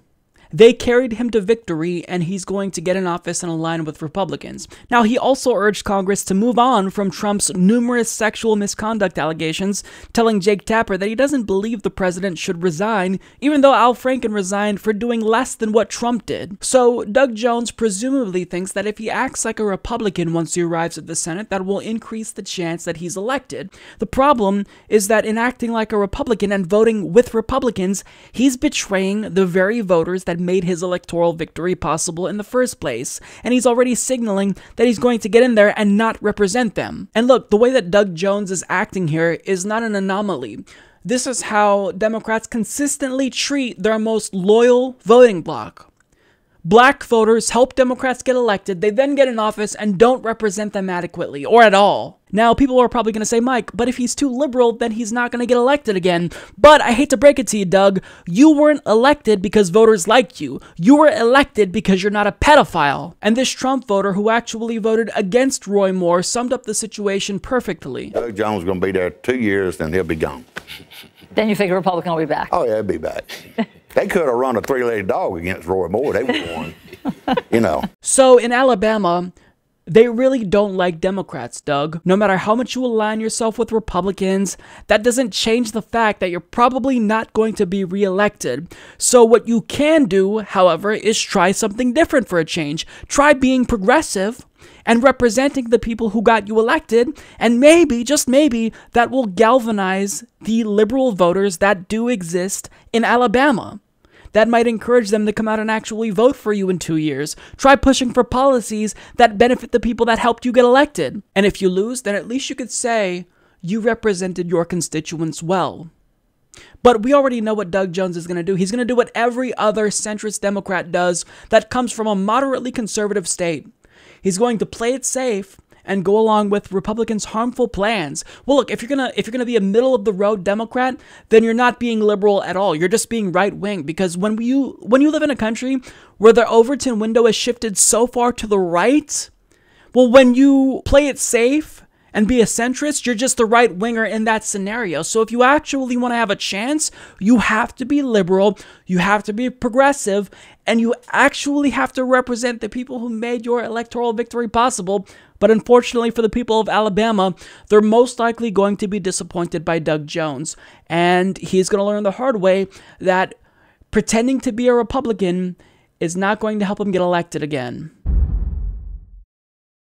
Hey everyone, so I'm here with Nomiki Konst. She actually just got done serving on the DNC Unity Reform Commission, and she's here to explain to us a little bit more in depth as to what actually happened, what got passed, and what the outcome will actually be if the greater DNC does vote to adopt these rules. So Nomiki, thank you so much for being on the show. It is so great to have you. It is such an honor being on the show because I watch you and you have that special magic that makes everybody want to keep watching you, which I think is like the secret to online television shows. I guess you would call them online shows. Is that you just want to keep watching old, like I go way back. I was watching primary videos the other day. No kidding. Well, that makes me feel so good coming from you because I'm also a fan of yours. And I know that everyone on the internet in the progressive community is talking about the now viral video of you railing against the DNC's lack of transparency. And I think that the minute where you accidentally said fuck, we all lost it watching it. It was amazing. It was magical. It brought so much joy to my life. So thank you for that. I've been saying this to a lot of people, so forgive me, but who knew that a conversation about bylaws and budgets at a Reform Commission meeting on C-SPAN on a Saturday could go viral? I guess I figured something out. Yeah. You know, maybe that's what the Democrats need to do when they're fighting the tax bill. They should just go on a rant and start dropping F-bombs left and right. It gets people's attention. I mean, you're proof now of that.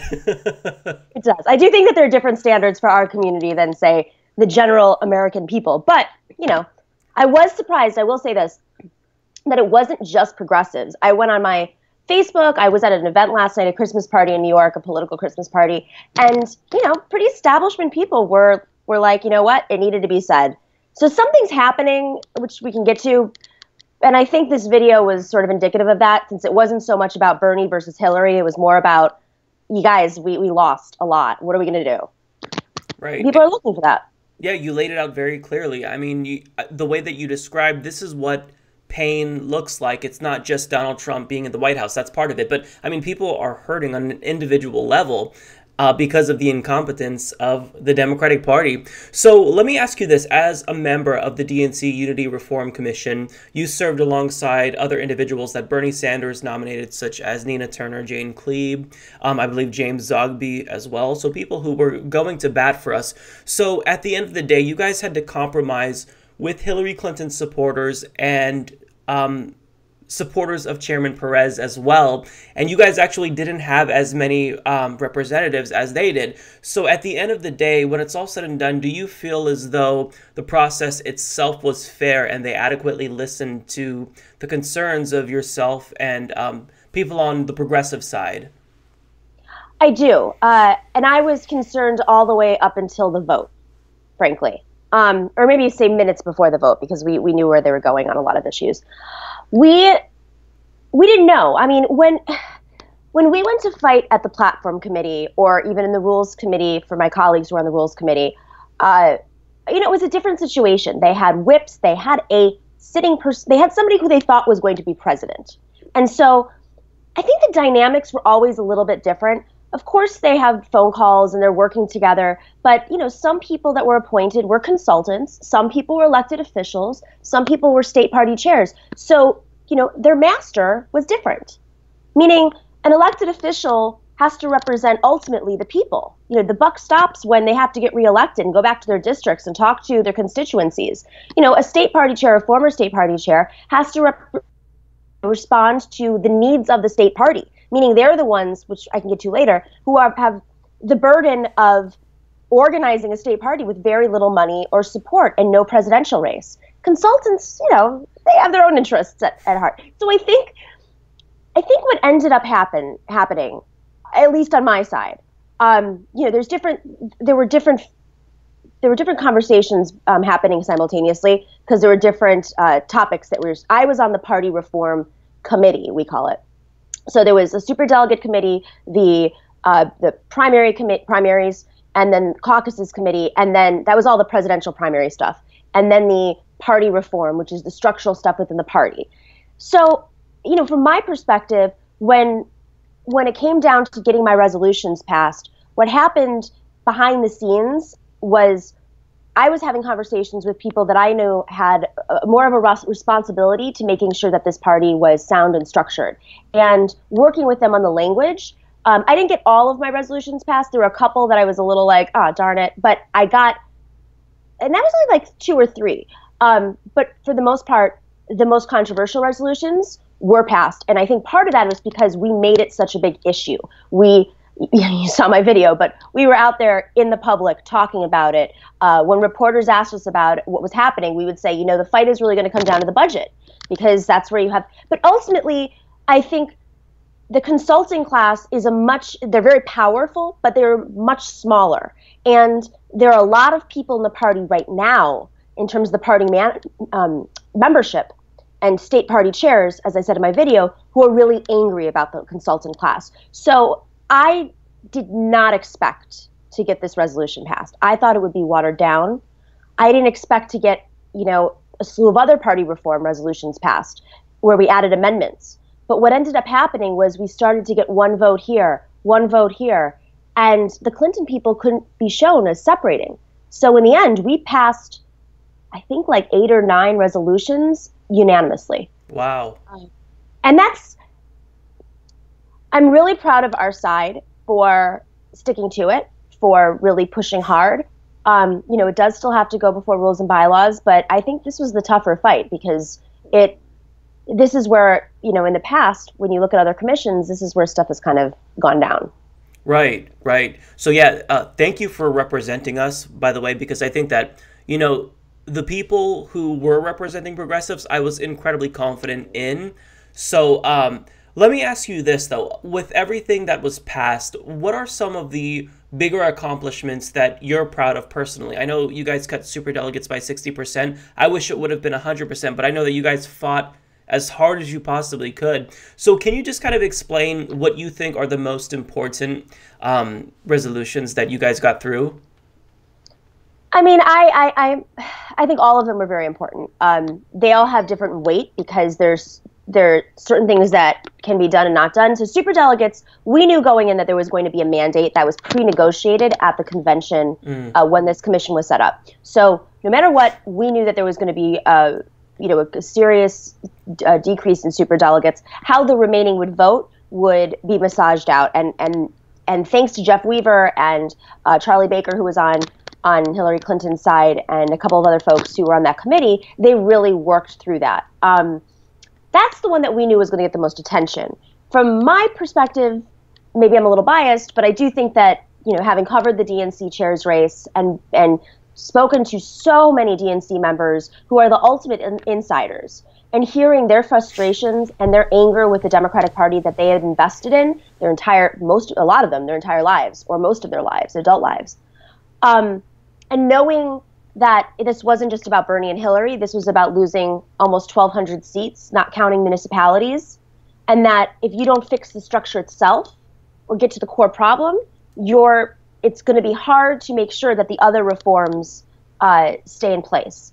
And so the budget, to me, the party reform stuff, you know, accountability, transparency, and having some sort of electoral oversight was very, very important to me. Banning conflicts of interests. So I got my conflicts of interest ban passed. The more specific language was not passed, but ultimately, I mean, that's about the intent. And I think that if that is violated, I think a lot of people now have a tool where they can go and complain about this. Meaning, if you are a consultant making money in the party, you have no voting in the party. That would be like if a congressperson was a lobbyist. Right. Well, right now, you got it all over the place. And so they're the ones who are setting the rules. They're holding, you know, the chair accountable or not accountable. We did some stuff about, you know, Donna Brazile brought to light the JFA agreements, the joint fundraising agreements, which I think actually ties into the superdelegates. You know, what had happened if you recall, in 2016, or really as far back as 2015, was Secretary Clinton started getting endorsements with, you know, the superdelegates very early on, and they were disclosing that number and factoring it into the regular, you know, the elected delegates, the pledged delegates, who had run in their communities. So what I realized was I was going back in my memory and saying, I remember when Secretary Clinton was going around the country and talking to DNC members who are superdelegates and saying things like, I will send money to your state when I am. So that joint fundraising agreement, I believe, had a direct correlation with the superdelegate situation. So what I said to one reporter was, we disabled most of the mechanisms that can create any sort of malfeasance in this party or in the primary. Now, hopefully they will be passed. I don't, you never know what's going to happen, but we're not turning a blind eye. I mean, now people are excited and they're, ready to go. And DNC members are, writing me. And I had 3 congressmen write me that they were proud of this. I mean, it's just, I think this is what happens in revolutions is you don't know where your allies are, but the more progress you make, and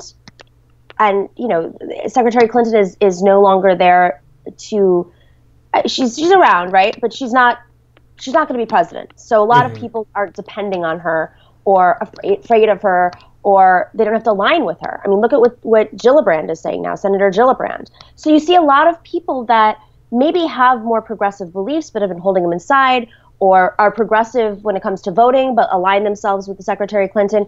And they're all starting to kind of come together and say, all right, now's the time. The movement is on our side.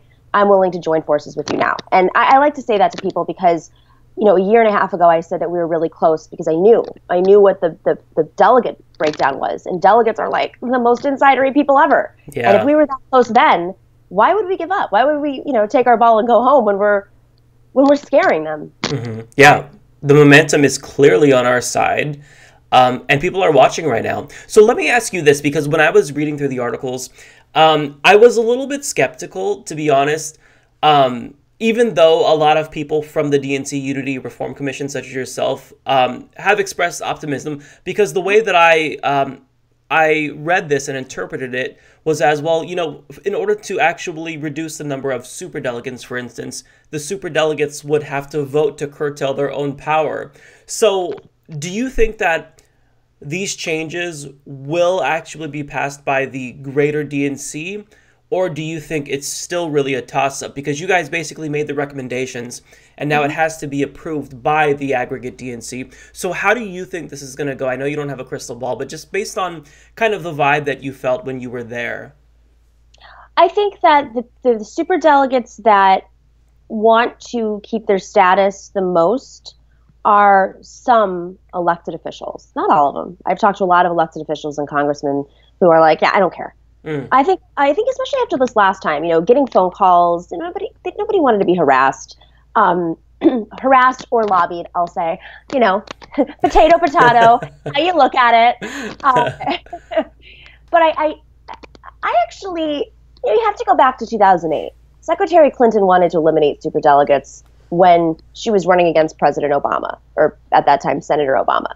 So this is an issue that it's become sort of partisanized, but I don't know the raw numbers, and we're probably going to get some sort of information on that or start, polling people or getting a sense. But my sense is that most people think it's outdated and it just looks bad. And the more it's discussed, the more it looks bad. Those people who are the most passionate about superdelegates, in my opinion, were on this commission because they created superdelegates. Or they've been given some sort of information saying that superdelegates are protecting people of color in leadership, when really there's not much. That's a controversial issue. There are 2 camps that do not agree on this. I just look at the makeup of superdelegates and realized that the majority were white men, because the majority are elected, and the majority of people elected are white men. Right. But I can understand that from that perspective. But being a DNC member, or being a pledged delegate who's been elected, kind of fixes that problem, or adding some more diversity metrics into the elected pool fixes that problem. So I didn't really always understand the superdelegate argument for diversity's sake. And I think that there was some talking points sent out early on, and we really talked through them. And the more we talked through them and presented evidence, those talking points kind of went off the table, at least in our room. They continued online. But it was very clear that the people pushing that narrative were not watching the commission at all. And it was all available. And I know that That's TYT... you, Joy Reid. Yeah. Yeah. You're attendant. Yeah. Oh man, that's a whole nother story. So I wanted to ask you, because at the beginning of the year, back in February, when Tom Perez was elected as the DNC chairman, just hours later, we were all just shocked because, well, not super shocked, but still surprised that the DNC voted down a proposal to ban lobbyist contributions to the DNC. And now, a couple of months ago, we heard that Christine Pelosi had fought to actually reinstitute a ban, and that was successful, but that kind of fell by the wayside. So is that included with these Unity Reform? She won. She won the win. vote. Yeah, she won the vote. Okay. Yeah. So has that been voted on by the DNC already? And is that... They voted on it. They Okay, voted on great. it at the DNC meeting in Nevada. So, I mean, this is the kind of stuff that I think what's really interesting about this moment is this is the ultimate insider game. And some people really get that the public is paying attention. Some people are not on Twitter. Some people aren't watching YouTube. Some people are, kind of conditioned to do things the way that it's been forever. And they're really surprised when they see, like, oh my God, what are all these activists doing in the room? How did they find out about this? Or they just continue to operate as if, like, no one's paying attention on the outside. But Christine Pelosi, and I know her last name, people, they don't understand the difference. Right. She is Nancy Pelosi's daughter, but she is a long-time reformer. And I've gotten to know her more so in the last year. And, she will not give up on this. She did not think that lobbyists should have ever been in this party. And she lost it barely, that vote, in February. And, some little game was played in the final minutes. But then she won it this last time around. So that was a big deal. That was a very big deal. And I saw an article yesterday about banning corporate money from the party. I mean, these are things that are a little complicated because I think people mix up, like, the DNC convention with the DNC as an institution, which, does have some FEC rules that they have to follow, with candidates, just regular candidates, with the Democratic Senate Campaign Committee and the Democratic Congressional Campaign Committee. They all have to follow, the limits on donations for someone running for Congress. They're not entirely different. The DNC can take more money in a presidential year. So it gets confusing for people. Right. I think, my concern is more so about, the DNC is taking donor money. My concern is more so about where that money is going, because the reason why all these major donors have been giving money is because they've been sold a bill of goods saying, we need to raise $1 billion for a presidential race. And then these donors found out, wait, we lost the presidential race and you're not even giving money to the states so they can go and organize in the legislatures? And this has been operating they've been doing this out in the open for a decade. And no one stopped after the shellacking and said, hey, maybe some of those consultants we've been paying $1 billion aren't that great. Maybe we should review their contracts and see where things went wrong when we just got shellacked. Yeah. Or maybe we should take some of that presidential money, a little bit, and put it in the state party money. No. I mean, maybe our budget committee should actually be a budget committee where people meet and look at a real budget, not a pie chart. Yeah. So, had it not been for your reporting, I don't think I would have known just how big of an issue these consultants were. Because you're the one who really shed light on this and just how prevalent they are, how much money they're getting paid to do, harm, presumably, to the party. Because if these are the individuals that are feeding the party advice, well, it's not really working out. Because as you stated, we lost 1,200 seats in legislatures across the country. You can't do any worse than that, possibly. So, yeah, that doesn't make any sense to me how nobody said anything. So thank you for bringing that issue to light, because I think that once you started talking about it, a lot of other people began speaking about just how big of an issue this was. Now, another thing I want to talk to you about is the progressive purge that Tom Perez recently did, because I know there had to be animosity when you guys all met. Tom Perez showed up. Can you talk about that? Because I know that you guys were pissed, and I know that he knew you guys were pissed. So how did that go? And did he say anything to you about this? He didn't say anything to us about this. He had So just for the audience who may not be familiar, again, this is like the wonkiest stuff, and I'm just so excited that people pay attention. There were a few people. Okay, so in the fall DNC meeting a couple months ago, where we had our last DNC commission meeting, as well as the greater DNC's set of meetings where all the committees meet, and Chairman Perez put forward a nomination for at-large members, because he has the ability to do so. They're still voted on, and the Rules and Bylaws Committee member, and other it was basically at large and Rules and Bylaws committees, and some of the other committees that are smaller. What was noticeable was that there were, I think, 5 people, if I recall, who had either voted for and campaigned for Bernie Sanders and or Keith Ellison, and they were removed. And some of them, all of them actually, are very notable, longtime advocates, reformers in the party. You had, and it didn't look good either, you had the first openly gay member of the executive committee, Chairman Ray Buckley, who ran against Tom Perez.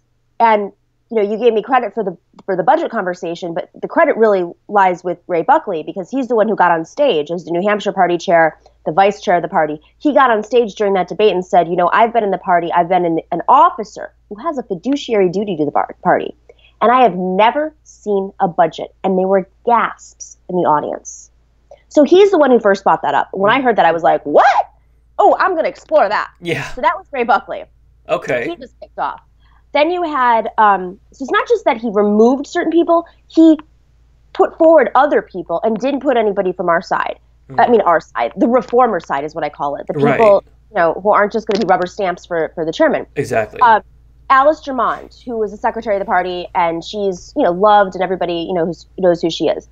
Bab Saperstein, the first trans member of the party leadership, longtime advocate. I mean, people were crying when she gave her closing speech. It was not a good look. Man. And then, of course, Dr. Jim Zogby. Dr. Jim Zogby, who I have gotten to know so well over the last year, being on this commission. We were both on party reform together, and he is the conscience of the DNC, in my opinion. He's a good person. He knows so much about the party. And if I'm forgetting one person, I apologize. It's been a couple of months. But Tom Perez removed these people. And this is, when I tried to get this banned in the URC and the Reform Commission, I put in a couple of lines for state parties, for their chairs, and for the national party to eliminate official slate candidates. Meaning, if the chairman says, I'm going to present my slate, or a slate that kind of aligns with the chairman for all these positions, it's still going to be voted on before the greater body. But who's going to challenge? It's a form of intimidation, frankly. And it's banned in some states, but we couldn't get it banned, and we couldn't get it banned for states like New York, where it's a major issue. Because everybody on the executive committee in New York is Governor Cuomo's picking, for the most part. So that was very controversial and heated. And then what had happened, and I don't know if this actually, if you guys covered this or aware of it, because it happened very quickly, that article went out, and it got picked up, and there was a lot of anger from DNC members. And this is after Tom Perez had a bad week of fundraising. It was announced that the DNC only had $8 million. It was before Donna Brazil's revelations. And there was this rumor that was put out, which we now know who it came from, and it was put in a Ruby Kramer's BuzzFeed article. Oh, right, okay. And where she essentially reported on a rumor, right? Yeah. Everybody in the piece said, this isn't true. And it was reported with a headline as if it were true. And it essentially was saying that Jane Klebb, who's on the commission with us, who is the chair of the Nebraska party, Jim Zogby, and they left out this part, but it was behind the scenes. It was about me. They left it out of the article because I probably would have had a shit fit. They said that we had a goal of eliminating all the women of color from the committee. I remember this. I said to Ruby, I was like, listen, if we were going to eliminate people, I would eliminate the 12 consultants who all happen to be white men in the party. Get real. And in the executive committee meeting where everybody was giving their speeches and saying, I'm so sad that I'm leaving, and people were crying, it was horrible. And Ray Buckley actually got renominated back on because somebody nominated him and he won. Oh, good. So there's one person there.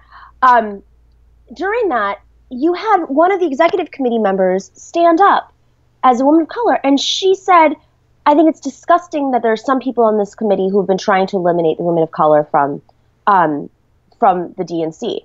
And this person clearly had not realized that it was false. So Dr. Jim Zogby got up and he cleared it up, and he was insulted. And Tom Perez was in the room, and Keith Ellison happened to be in the bathroom, and he came back and he made very strong comments about how this was a rumor and it was ridiculous and these are not the games that we should be playing. And frankly, it was all done to distract away from Tom Perez removing all these people. But then, oh wait, there's more. This is great. The next day, you had longtime DNC staffer / chair of the DNC, the convention, and now I believe she's on the Rules and Bylaws Committee, Leah Daughtry, get up and give a speech, a riling speech. She's a reverend, talking about, how we can't ignore women of color in this party, and essentially bringing that rumor up again, saying there are people in this room. And people were on their feet, cheering and clapping. And it was like this, she's done a lot of hard work for this party. No one is trying to remove. I actually had to go up to them and say, you understand you're being played, right? Like, you're actually being played. They're playing you, and they're using you as cover, which is exactly the wrong thing that should be happening. No one's trying to remove you. You can give your speech, but leave the part of the rumor out. It is absolutely true that the Democratic Party does not respect women of color and women. And, that was shown in Alabama. Thank God for women of color. Right. To give a speech implying that a rumor that was published in BuzzFeed, which should have been removed, frankly, and I call on Ben Smith to really look into that, because that has deep consequences. That shows up in Google searches. Those names are tarnished. And frankly, I think there's reason to, actually, if they wanted to go forward legally, it is such an outrageous rumor that it was published. And it wasn't picked up by any other reporter. That's where you can pay, for good reason. For good reason. They have editors. It was outrageous. The drama, but that stuff to me was always about distracting away from the purge. Right. Absolutely. And Tom Perez himself, we all saw the justification. He cited diversity as a reason for purging people who were very diverse. I think it was Babs Cyperstein who was quoted saying, look, if you want diversity, I'm one of the most diverse people ever. I'm transgender. I'm a small business owner.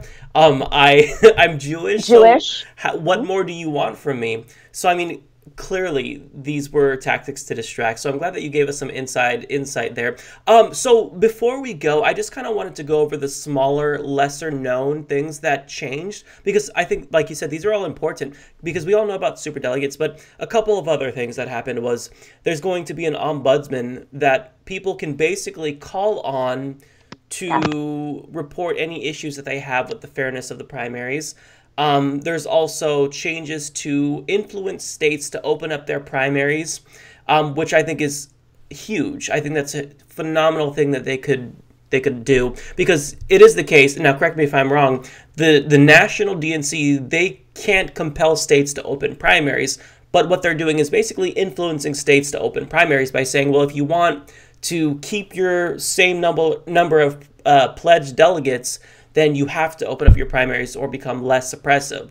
So is that basically what that does? Yeah, open primaries is a very clear definition, so we try not to use the word open primaries because it's not necessarily open primaries, but it is creating scenarios where parties can be more inclusive. We use New York as an example where I live, and I was a big advocate for this. I wouldn't shut up about New York. Every time I'd speak, I'd be like, well, in New York, everyone's eyes would go, there she goes again. Well, I'm in Oregon and I talk about New York. It's one of the worst examples. It actually is the worst example. Yeah, so, it's terrible. But, what's interesting about New York, we learned during the primary testimony, we had different experts come in and talk about, their states, the good and the bad.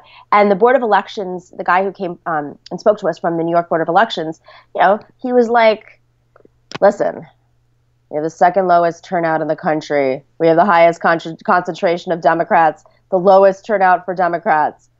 And we're like, oh my God, this is horrible. And then he explained all of the registration dates, which, I knew, meaning they're all over the place. If you want to vote in next year's primary, you had to register to vote to change your party ID in October of this year. That's crazy. So, I mean, there's a million things that could happen. You could move.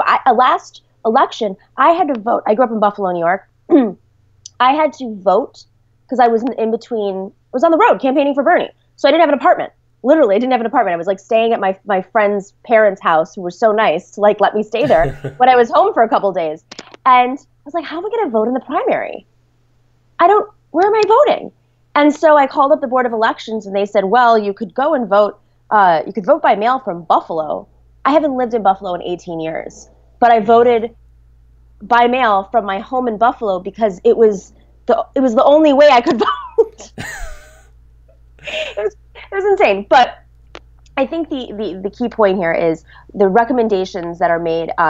Some states, most states are Republican controlled. So you can't do much because it has to go through the legislatures. And if the Republicans legislatures, you can't pass these laws. So, the goal is we would provide legal assistance and help them, fight things during primary time. In states like New York, what we learned was all it takes is for the New York State Democratic Party to change a rule and put all the dates on the same day. We're urging states, especially Democratic states, to move all of their registration deadlines to the closest registration deadline to the election. Mm-hmm. And in New York in particular, this has been used as a mechanism not just to keep incumbents, but I think to keep certain incumbents. The governor controls the party. He essentially controls the executive committee of the party. He controls the finances of the party and doesn't release those finances to other candidates. So it's not a good look for him to have such an easy fix and not fix it. So it's a carrot and stick thing. Like you'll lose delegates, or you'll gain help, assistance in certain areas. I mean, it's actually very detailed, and it's going to be massaged out more in the next couple of weeks while we present our recommendations. That's great. Now, another thing that I thought was really phenomenal was that they're going to be allowing absentee ballots for caucuses, which I think is huge because even though for me, I mean, theoretically speaking, I should support caucuses the way they are because that gives our grassroots candidates, the advantage. They have momentum at caucuses. But just from my perspective, like my father, for example, is in a wheelchair. So getting to a caucus would be impossible. So this really changes the game when it comes to caucuses, allowing people to basically be present without actually being there. So I thought that was huge. I think one of the biggest accomplishments. So let me ask you this, because the whole point of the Unity Reform is to make the party more democratic, to make the Democratic Party more democratic. So if all of these reforms are adopted, in your view, do you feel confident that going forward, primaries will actually be fair and we'll never have a 2016 again? I think 2016 was a unique year, and for so many reasons. We ran a pre-recession candidate in a post-recession world against literally the most far-left grassroots candidate in the last 50 years.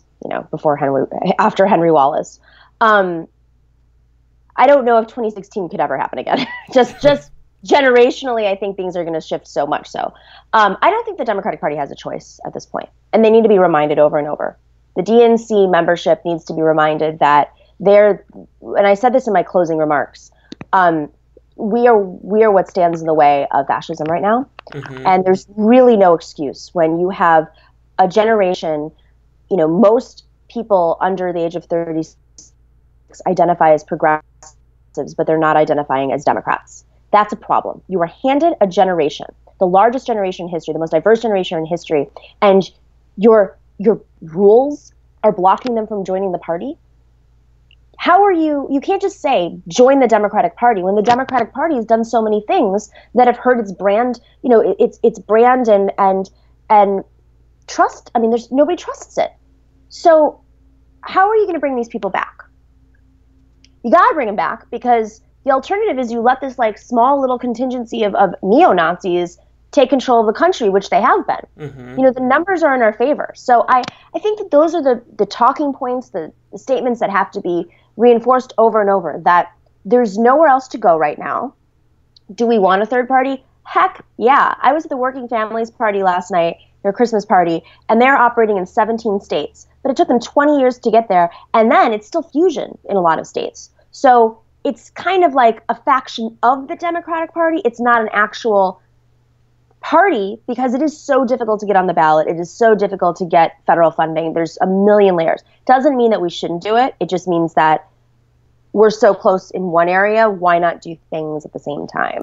Exactly. We have to have a multifaceted approach. I always say, let's go all in. Let's try to build up a third party. Let's try to draft Bernie for his own party. Let's try to reform the Democratic Party. We can't afford to not try everything in our power when we have just the craziest rogue right-wing extremist party in power everywhere. It blows my mind. So yeah, that makes me feel a little bit better coming from you, knowing that you're relatively or seemingly optimistic, right, about, you know, the prospects and whatnot. So is there anything else that you think is important that we didn't touch on before we go? Because I know we talked about a lot in that short time, and there's so much. I think, you know, I do want to reinforce the point that Senator Sanders understands the dynamics of the party pretty well. You know, he went through a lot and had an opportunity to bring it to a floor vote at the convention and didn't. And so this commission, some people say, oh, it's a sham. Very few people are saying that now. But, you know, some people are saying, oh, it's a sham. It's a joke. They're controlling you. No, this is something that was negotiated on. And it was not an easy negotiation. I watched much of it at the Rules Committee. And it came out of the Rules Committee because Senator Sanders, in good faith, said, all right, I'm going to basically, you know, move all of my delegates to Secretary Clinton. Remember that on the floor of the convention. And he chose fighters. He didn't choose people that were going to let, you know, them pull a fast one on us. We were all very active in the primary. Many of us were involved with the platform committee and the rules committee and involved in the DNC chairs race and saw what happened there. There was no pulling a fast one on us. It doesn't mean that they're not going to try, but I just want everybody to know that we have our eyes open. And I think you saw it in my video, but, you know, I wasn't the only one who gave, you know, passionate speeches like that. Dr. Jim Zogby has just been there, you know, from the beginning. He knows the party very well. He knows all the little tricks that they play, and he would call them out. And I don't think, I mean, this is the lesson here, I think, is these are people who've been doing this stuff out in the open and are not used to being called out in the open. And so now they have nowhere to hide because they weren't doing this. You know, for the most part, they weren't doing this behind the scenes. They were doing this out in the open. And so now you have a grassroots that has been demanding reform. You have DNC members who are demanding reform because they're back in their states trying to organize and get people elected, and they don't have the tools to do so. You have DNC state party chairs who are part of this body that matters in the vote, who are trying to build their parties up and in states that could be Democratic, like Arizona, which I mentioned. And then you have some of the executive, you know, the people who are in leadership who want reform. The numbers are definitely in our favor. So I like to reinforce that over and over. And every single day, as more stories come out, more people come to our side. I get more notes from people I would never imagined. You know, Donna Brazile revealing all this. I think, you know, sometimes it takes somebody from the inside to reveal these things so that others feel comfortable coming out and saying, you know what, you're right. You're right. So if this keeps up and you guys keep the pressure, I don't see how we can't take over this party very, very soon. That's perfect. Yeah, I'm glad to hear that. And we certainly will keep the pressure. We're paying attention to everything, and we're not going to back down. So thank you so much, Nomiki, for coming on the show and giving us the inside scoop. I had so many questions to ask you, so thank you so much for answering them. Can you tell us where to find you? Oh, I'm always on Twitter, Nomiki, NOMIKI KONST. Also find me on Facebook. There's a little checkmarky blue thingy on my Facebook page. I will post updates there. Oh, I'm on TYT. Hi, very lucky there. TYT Politics, where I cover things like the Democratic Party at times, but I've been doing more, I try to focus on stories from the macro all the way down to the micro. So anything from the UK labor movement and Yanis Varoufakis from Syriza to local races like, you know, the IDC issue in New York. I'm going to be hopefully going to Wisconsin to cover some of their movement stuff there. And I'll be back in Puerto Rico soon too. So that's perfect. All over the place. Yeah. You really are all over the place. Yeah. And you're interviewing like huge people like Donna Brazile, Jeremy Corbyn, I believe. Was that you? That was you, wasn't it? Yeah. Yeah, because I'm like, I watched an interview with TYT with someone, and I feel like it was Nomiki. It was a while ago. So yeah, that's perfect. Well, thank you so much. It was great having you. Well, hopefully you guys enjoyed the interview. Happy holidays to everybody, and thank you. Hey everyone, so I am here with the man who needs no introduction. He's the host of The Jimmy Dore Show and Aggressive Progressives on TYT Network. Ladies and gentlemen, we have Jimmy Dore here on the Humanist Report. Thank you so much, Jimmy, for coming on the show. It's my pleasure, Mike. Thanks for having me. You were fantastic when we did the live show in Portland. Did you have a good time? It was amazing. I honestly, it was the time of my life. It was so much fun meeting you and Steph and Ron and seeing everyone that watches the shows and believes the same things that we believe, and they're so passionate. It really made me feel reinvigorated about politics because, I mean, we both know this year has been pretty fucked up for politics. I mean, we've just we've been dealing with so much that I really felt demoralized, but that show kind of gave me a new lease on life, at least when it comes to the progressive movement. And I just think it was so great. Thank you for inviting me, by the way. First of all, to that. That was just, Portland loved you. First of all, I don't know if you remember, not to blow too much smoke up your ass here, but they did give you a standing ovation when you came out. So Portland loves you also. Well, we love Portland. That's I knew awesome. Portland was going to be. I knew Portland was going to be a great city for us because when we did our Indiegogo, which is over a year and a half ago now, that was our biggest city for donations was Portland. So I knew it was going to be fantastic, and it was. So. Yeah, thanks for doing that show. Everyone loved you on it. You were very funny, like I told you would be. Thank you so much. And I'm glad you had a good time. By the way, that guy Klubeck, who we made fun of on that show, you know, the guy who told the DNC that he's going to cut their money off if they use the millionaire and billionaire word, and he looked like Eric Hartman. Yep. He has now DM'd me on Twitter 3 times. Now, I haven't responded to either of them. In fact, he doesn't even know I've seen them because I have my Twitter, anybody can direct message me, but they don't know I've looked at it until I accept their message, which I haven't accepted any of his messages, and he still keeps messaging me, threatening to sue me. He wants me to be afraid, and I'm not afraid. It's so funny to watch a millionaire shit his pants because a bunch of nobodies were making fun of him in Portland. That's amazing to me. How is he going to sue us? Because he put himself out there to be criticized. He went on MSNBC and threatened to cut off funding from the party if they weren't still beholden to him. And he didn't expect criticism, and now that he's gotten criticism, apparently, he wants to sue you for it. Stephen, fuck off. Yeah, he's you made yourself a public figure when you went on television, so now people get to say whatever they want about you. Exactly. And I'm sorry, but he is worth over $100 million. So if he really wants to cry himself to sleep at night because we hurt his feelings, then I'm sure he can dry his tears with all of those dollar bills that he's sleeping on in his bed that he probably just throws out and just kind of like lays all over.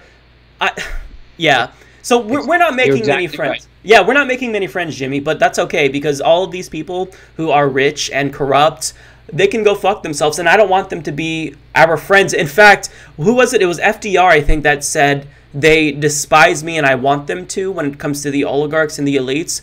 That perfectly sums it up. The quote was, "Never before in the history of our country has big money been more unified in their hatred for me. I welcome their hate." I love it. I could also be paraphrasing it. No, that sounds better. I think that you were more correct than I was on that. But I think people get the general sentiment. Like these rich people, they hold us in contempt. And I think that the way he's DMing you constantly, it shows it. So Stephen Klubeck, I mean, if he wants to sue you, he'll probably have to include me in the lawsuit. So I guess we'll both be in court, Jimmy. And everyone else who talked about him. He's going to have a fun time subpoenaing all of us. It's funny to watch a guy who's been able to have people wait on him hand and foot his whole life because he's rich and everybody jumps when he snaps his fingers, and then he gets a couple of jackass YouTube guys who don't listen to him, and he's like, "You will respect my authority." No, not.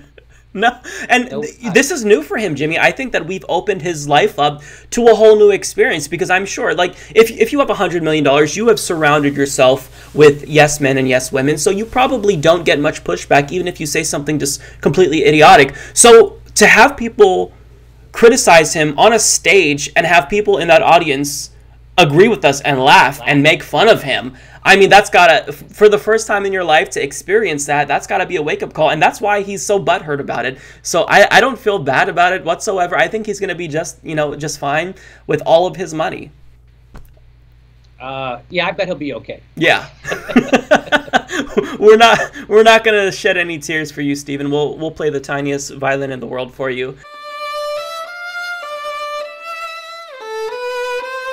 Speaking about that, though, Mike, I mean, could there be a better example of what's wrong with our political system than a guy he doesn't even have the awareness to know that he shouldn't go on TV and say the stuff he's about to say? That he doesn't. What he's literally was saying when he said that was, "We're the ones who control politics in America. We're the ones who tell our legislators what to legislate and what to do because I'm rich. And if they don't do what we say, we're going to screw them."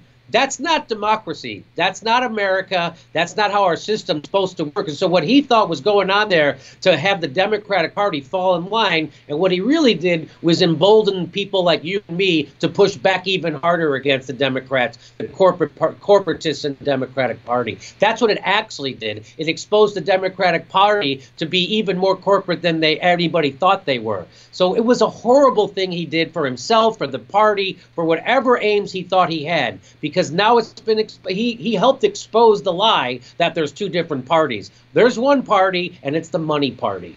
Right. That's what politics is all about in this country. Whichever party gets the most money from the special interests, they're going to represent that special interest. And we've seen that time and again. And you've talked about it on your show. I've talked about it on my show. But I tried to think about the logic behind that interview with Stephen Klubeck on MSNBC, and I couldn't figure out what he thought would be the result of this interview. Did he think he would be applauded? Did he think, oh, somebody's got to say this finally, and I'm going to be applauded. People are going to come out and cheer and say, yes, finally somebody said what needed to be said. I mean, what did you expect would happen when we have record-breaking income and wealth inequality in this country? Did you think that the peasants in this country would just sit back and see a millionaire demanding that the party not represent anyone but them and be fine with that? It's mind-boggling. They're obviously, part of the problem being out of touch is that you're out of touch and you don't know how badly people have it, right? So you don't know how close they are to an actual revolution because you're a millionaire. So that's where phrases like, oh, they're out of bread, well, let them eat cake. That's where that comes from. And that's what Stephen Klubeck, he's one of those guys, right? He's like, don't do legislation that helps people who are being crushed by this economy right now. Don't pass legislation that helps students who want to get ahead. Don't pass legislation that helps sick people. What he was advocating was for tax relief for millionaires and billionaires. That's what he was advocating for. And by the way, he just got it. Yeah. So he's really happy right now, and he's pretending to be upset. Right. And, what you said was perfect about him being out of touch, because really, like, the problems that he faces are so different than the problems that ordinary Americans faces. I think probably to him, making only $10 million in profit is a bad month for him. I think to him, only being able to buy 2 more private jets and 1 more yacht this month is probably a bad month for him. But to us, it's completely, we don't live in that world, we can barely fucking afford to eat in a lot of instances. We have to decide whether or not we're going to feed our children or not. I don't understand how someone is so out of touch. But I mean, I guess that's what money does to you. So when you see a guy like that, again, not to horror on Stephen Klubeck, but it's such a perfect example of what's wrong with our politics today. Like when any normal person sitting at home watching him go on MSNBC, by the way, with a host who did no pushback on what he was saying. So that's supposed to be a journalist sitting there, let a millionaire completely dictate which way the party's supposed to go. And at no place in her head does she go, you know, this is kind of not how democracy is supposed to work. Right. You're actually articulating what all the progressives have been claiming have been happening in the party. You're actually revealing that it's true, and you're kind of articulating what's wrong with politics. She didn't say any of that shit. She went along with them. So again, there's so many things instructive about that video. I think if there's any video this year that could tell you more about what's wrong with politics in the United States and why we got Trump, I mean, that's why we got Trump. If somebody wants to say, oh, we got Trump because of Bernie Sanders supporters, or Bernie was too critical of Hillary, or Susan Sarandon, or Josh Fox, or whatever they say, or racism or sexism, all you have to do is play that video and go, that's why they lost. That's why, because everyone sees that the parties are beholden to nobody else except their donors, which is why we have half the country poor, low income, 63% of Americans can't afford a $1,000 emergency, and why they voted for Donald Trump and half the country stay home, because they didn't want to come out and vote for Hillary Clinton, because if you remember in Michigan, a lot of those people were African Americans, and she called them super predators while gutting welfare. And Bill Clinton at the same time was repealing the New Deal banking legislation, which means the economy crashed within 10 years after him doing that. And who got hurt the most by that, Mike?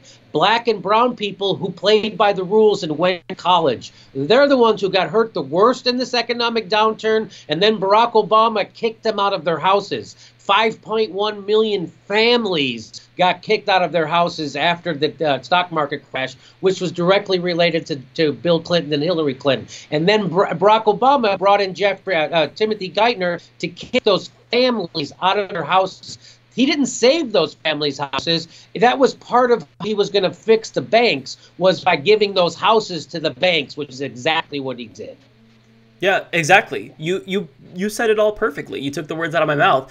Yeah, and everything that we've been saying and everything that you just said, it was proven right in that particular segment. I mean, not only how the media sucks, because I don't know if you caught it before the interview started. I think it was Stephanie Ruhle who said, I'm here with my friend, Stephen Klubeck. So, I mean, this is someone who, it's a colleague of hers, apparently. They've been friends. I don't know for how long. And then he proved us right by basically saying everything that we suspected, that, yeah, the party is still beholden to me. And if they choose to go in a different path, then I'm going to punish them for it. Now that I have you on, I couldn't wait to get your opinion on this. So, of course, Doug Jones defeated pedophile Roy Moore in Alabama.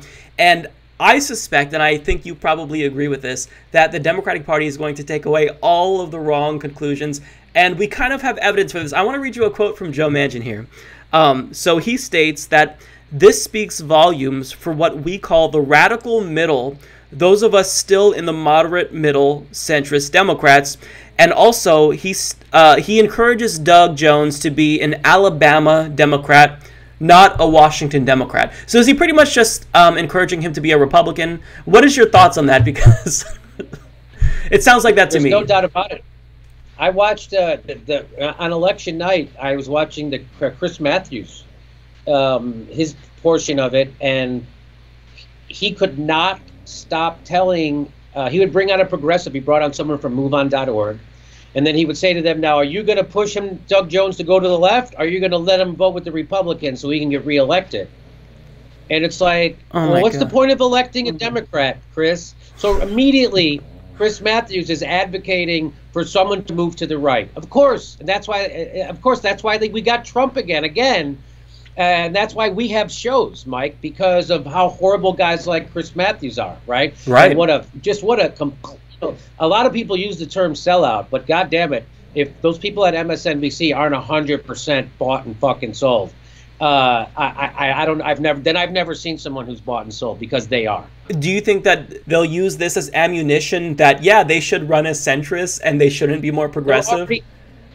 They're already doing that. They're saying it because of, the Democrats did really well in Virginia and they did well in Alabama, so maybe it's time we run some more centrists, because a progressive would never win in Alabama. This is the stuff they're saying.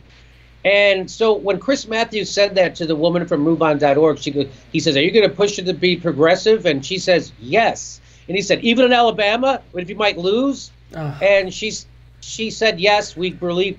So what she didn't say, which what I would have said was, Chris, the reason we advocate for progressive policies isn't because of a personal fetish.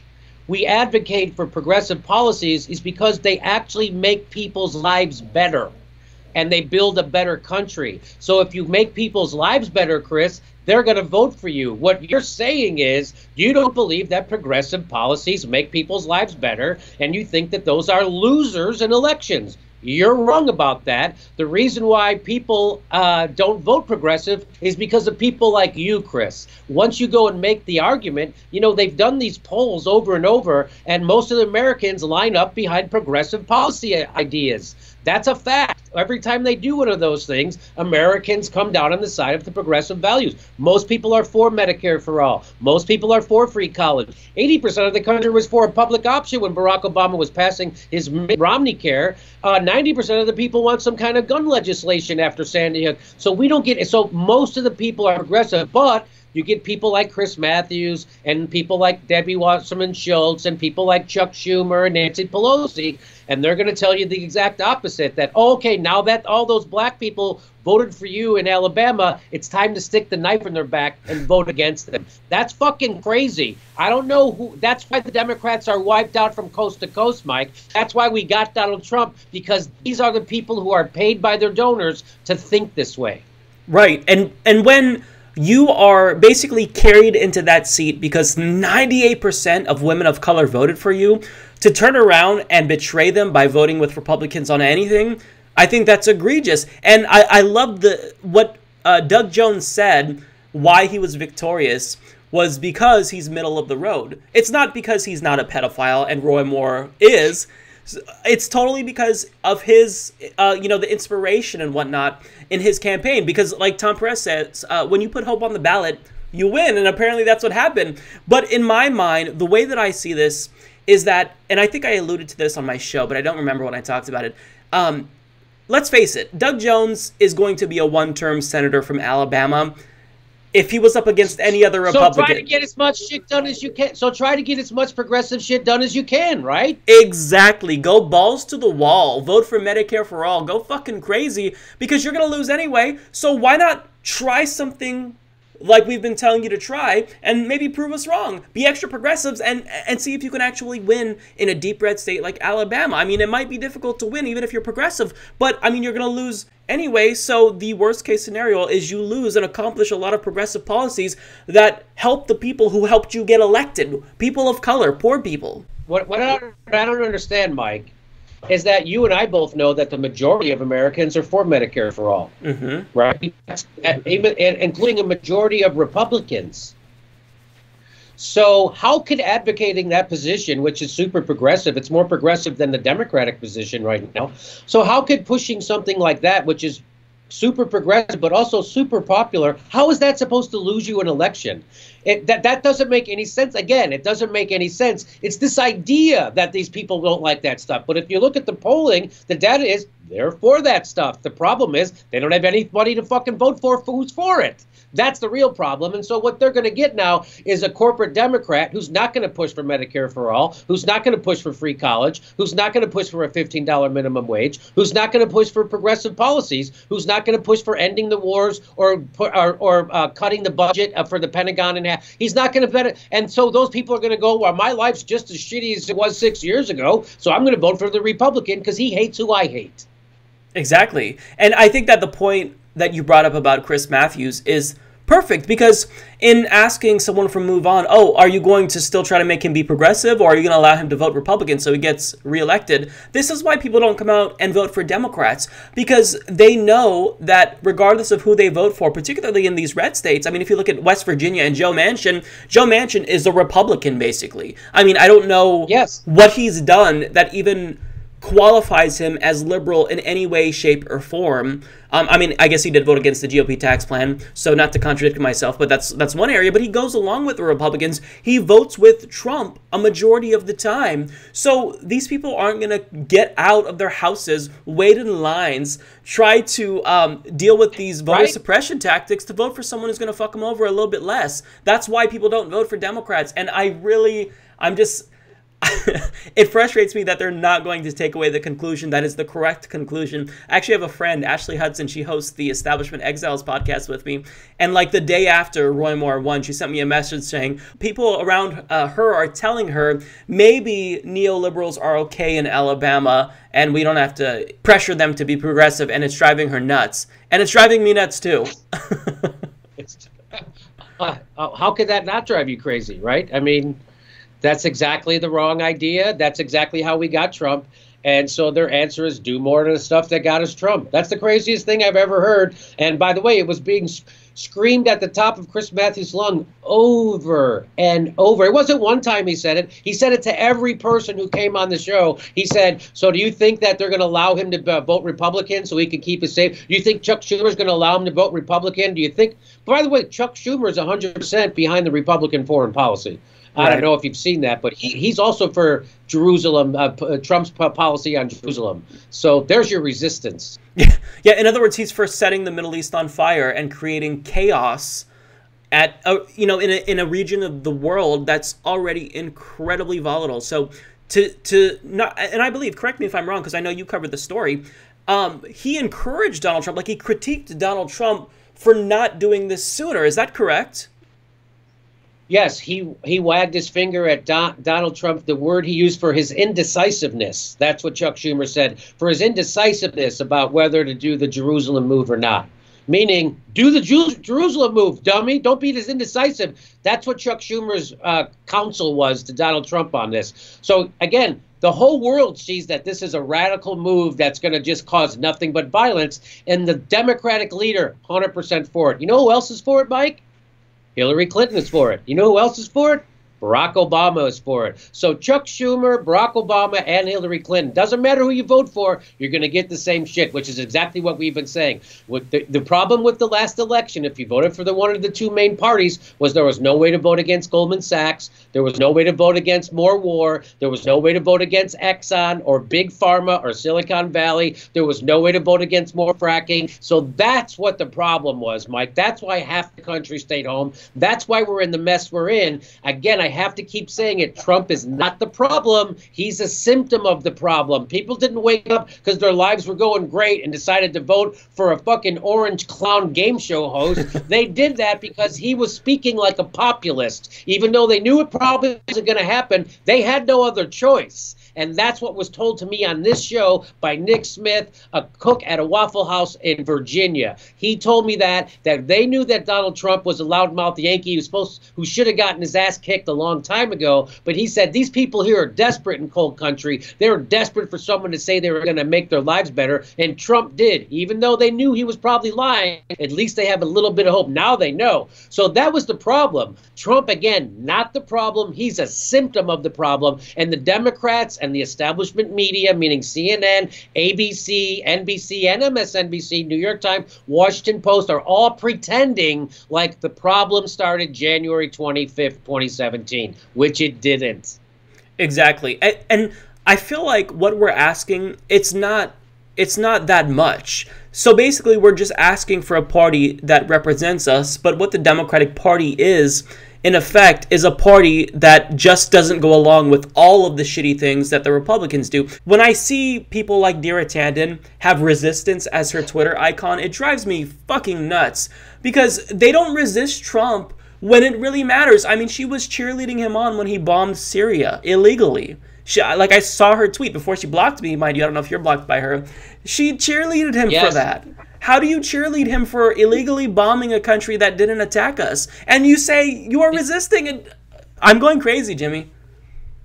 Because Dira Tandon is not the resistance. Dira Tandon is the problem. Dira Tandon is a corporatist who's for a lower minimum wage, who's for less regulations on Wall Street, who's for more war, obviously. So that, again, Dira Tandon doesn't realize, hey, there's a Republican Party. You could go be a Republican. So she's basically a Republican who's cool with abortion. That's what Dira Tandon is. That's what Hillary Clinton is. That's what fucking Bill Clinton was. They're Republicans who are cool with abortion. And by the way, Hillary Clinton, not 100% cool with abortion, by the way. Right. She was totally open to restricting. She was totally open to restricting abortion, just so you guys know. So they're worse than you think. Again, the focus, they want you to be focused on Donald Trump. They want you to be focused on Russia. They want you to be focused on Roy Moore. But what they don't want you focused on is the fact that Barack Obama opened the Arctic to drilling twice.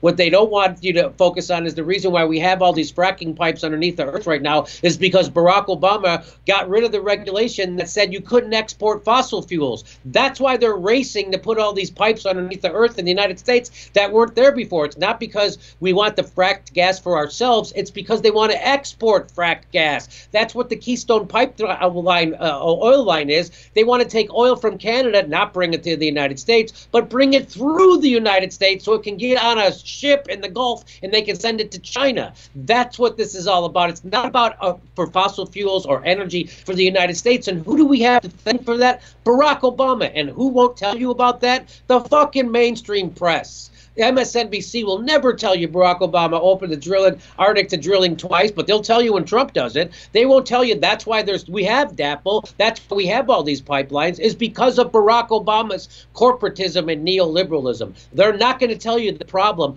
Joy-Ann Reid will not tell you the problem is neoliberalism. She's going to tell you the problem is progressives. Yeah, because we're the ones who are calling out all of these issues. And you and I, Jimmy, we've made a lot of friends this year. I mean, Peter Dow, Tom Watson, Stephen Klubeck.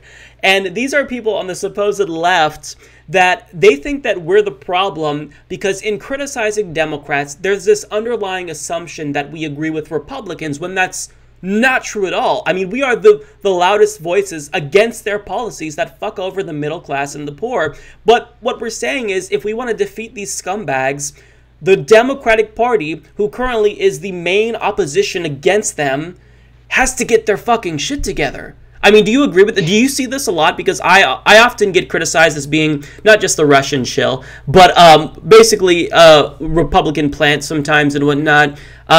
So what do you say to people that say that we're being too hard on the Democratic Party? I say that we're not being too hard because we have to be as hard as we can be so they get their shit together quickly.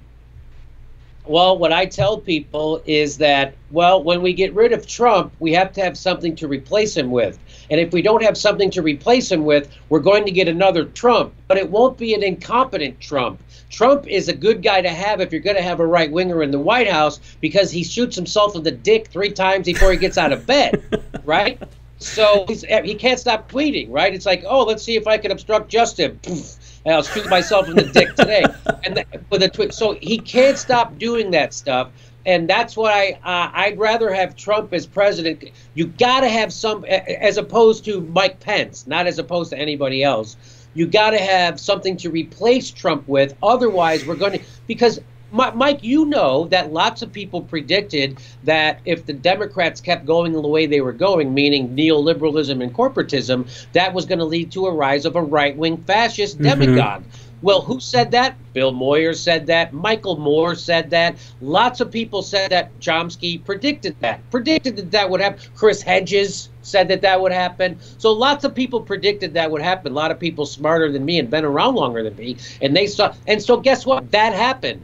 Instead of, in a sense, we dodged a bullet with Trump because he's such an incompetent maniac and he's so unpopular that he can't get most of his horrible stuff through, which is where we are right now. So that's what I tell people, that if we don't have something to replace Trump with, that we're just going to get a worse Trump in 2020 or a worse Trump in 2024. That's what you have to remember. You have to have something. If Hillary Clinton was president right now, we would not be talking about the Democrats taking over the House or the Senate, right, which is what we're talking about right now. If Hillary Clinton was president, the Democrats would have been wiped out even harder in that Virginia election, and there would have been absolutely no chance for them in Alabama. So you got to look at it. You got to think. People, I try to tell people, you can't think just one election cycle. You have to think beyond the one election cycle, because if you only think one election cycle, you get Trump. That's how we got Trump. Well, we're going to do the lesser of two evil. And Mike, not only is this progressive maniacs like me saying this, but guess who else is saying this now? The unions are saying this now, Mike. They had a convention recently. They have a yearly get-together, and they got together. I'm talking the AFL-CIO. I'm talking the teachers union. I'm talking the SCA. SEIU, the biggest union. They got together and they all agreed that it's time to stop voting lesser of two evils, because lesser of two evils has gotten us nothing. That's their words, not mine, and they want to start a Labor Party. Wouldn't that be amazing to have a Labor Party? You don't have to think what they're for or who they're against. You know what it's about, the Labor Party. And I think if they did that and Bernie Sanders was the head of it, we could change politics in the United States. But the weird thing that's happening now, Mike, is that Bernie Sanders, who spent 30 years of his life trying to convince people to vote for policies and ideas and not vote for parties, is instead, when he's gotten all this power, he's the most popular guy in the country, everybody's on his side, instead of using that power to start a viable third party and wipe out the corporatists, he's decided to use all that energy and all that enthusiasm he's gained to sheepdog people into the goddamn Democratic Party and use all of his power to prop up that corrupted two-party system that he has fucking railed against for 30 years. That doesn't make any goddamn sense to me. Does it make sense to you? Yeah, I think that you're bringing up something that's really important, because this kind of goes back to the DNC Unity tour that he did that was really mind-boggling to me at first. I know you and I both talked about it. It didn't make any sense. And the one way that I've been able to rationalize this, you know, with Bernie Sanders not seemingly getting the hint that Democrats just aren't that into him, is that I think that maybe he's trying to posture himself to run in 2020, and after that maybe he goes in a different direction, since I do think he could potentially be the Democratic nominee in 2020 if they don't rig it against him, which, you know, they're probably going to try to pull some type of bullshit, but I think he has enough name recognition to potentially win. So that's the one way that I rationalize it, and I don't know if you agree with that, but basically I think that we're gonna learn a lot more about Bernie Sanders in 2020, and, you know, if he does become the nominee, then he does get to take control of the DNC. So that's the only way I could think about it. But other than that, it is incredibly frustrating to see him continuously defend the Democratic Party when they don't deserve to be defended. And this comes from progressives like Elizabeth Warren as well, who on TYT with Jen, she did a spirited defense of Joe Manchin, which made me so angry, because these are people who are not your allies. You know, they might have a D in front of their name, and they might be, you know, a little bit less shitty than Republicans, but they're still doing things that are harmful. So I don't know if you agree with that premise. It's the way that I kind of justify it, but it doesn't necessarily make me feel any better about Bernie Sanders waiting until 2020 to maybe fully, you know, blow the lid off of the party. It's too late. It's too late at that point. He needs to do it now before the midterms, right? So that's what he really needs to do. And that would also pressure the people who are left in the Democratic Party to be more progressive, because there's a guy who's actually giving you an alternative. Hey, my God, there's now an alternative to corporate Democrats. It's the most popular guy in the country. They would, so I don't know if you remember, but I'm sure you do. Hillary Clinton was aping his policies by the end. Right. That's true. Primaries. She was completely aping his policies. And so that's what the corporate Democrats would be forced to do if he was out there putting the pressure on them, except he's not out there putting the pressure on them. He's out there, again, sheepdogging people into the fucking Democratic Party, which is the biggest misuse of the power I could ever imagine. You know, I can see him not wanting to do it in the 2016 election in the general. I could see it was still a mistake. Because we got Trump anyway. Anyway. So Bernie Sanders had he had a chance to beat Trump, and he had a chance to change politics in America forever. And he chose neither of those things. He chose to prop up a corporatist warmonger, which was 100% mistake. Why he did it, everybody speculates. I don't know why he did it. But the only reason he gave was because he didn't want to end up like Ralph Nader and be a pariah to the Democrats. Who gives a shit? Those are the fucking people you're supposed to be fighting against anyway, Bernie. So, again, this isn't about beating up on Bernie because, you know, thank God for Bernie. And he's flawed like all human beings. And he didn't show up when we were in D.C. For the Draft Bernie convention. And we went to his office and gave him 50,000 signatures. He didn't receive those. Cornel West called him out for that. And I support Cornel in calling him out. And so Bernie, again, like all human beings, is going to let us down. He let me down. And so now it's time for me to kind of remind him that you're going to be dead pretty soon anyway. And who gives a fuck what the Democrats think about you? How about let's keep going and actually change politics in America and start a viable third party that represents workers? Right. You know, it sounds like you are applying a free market model to democracy, which I think is the only area where a free market would work.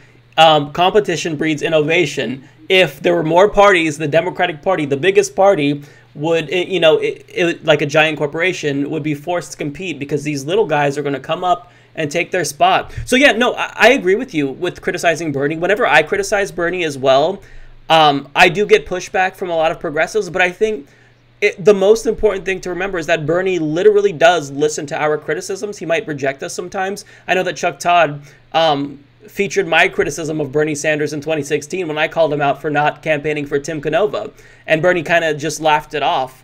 But, he does... Yeah, so what was that about, by the way? I never got a straight answer about why he wouldn't endorse Tim Canova.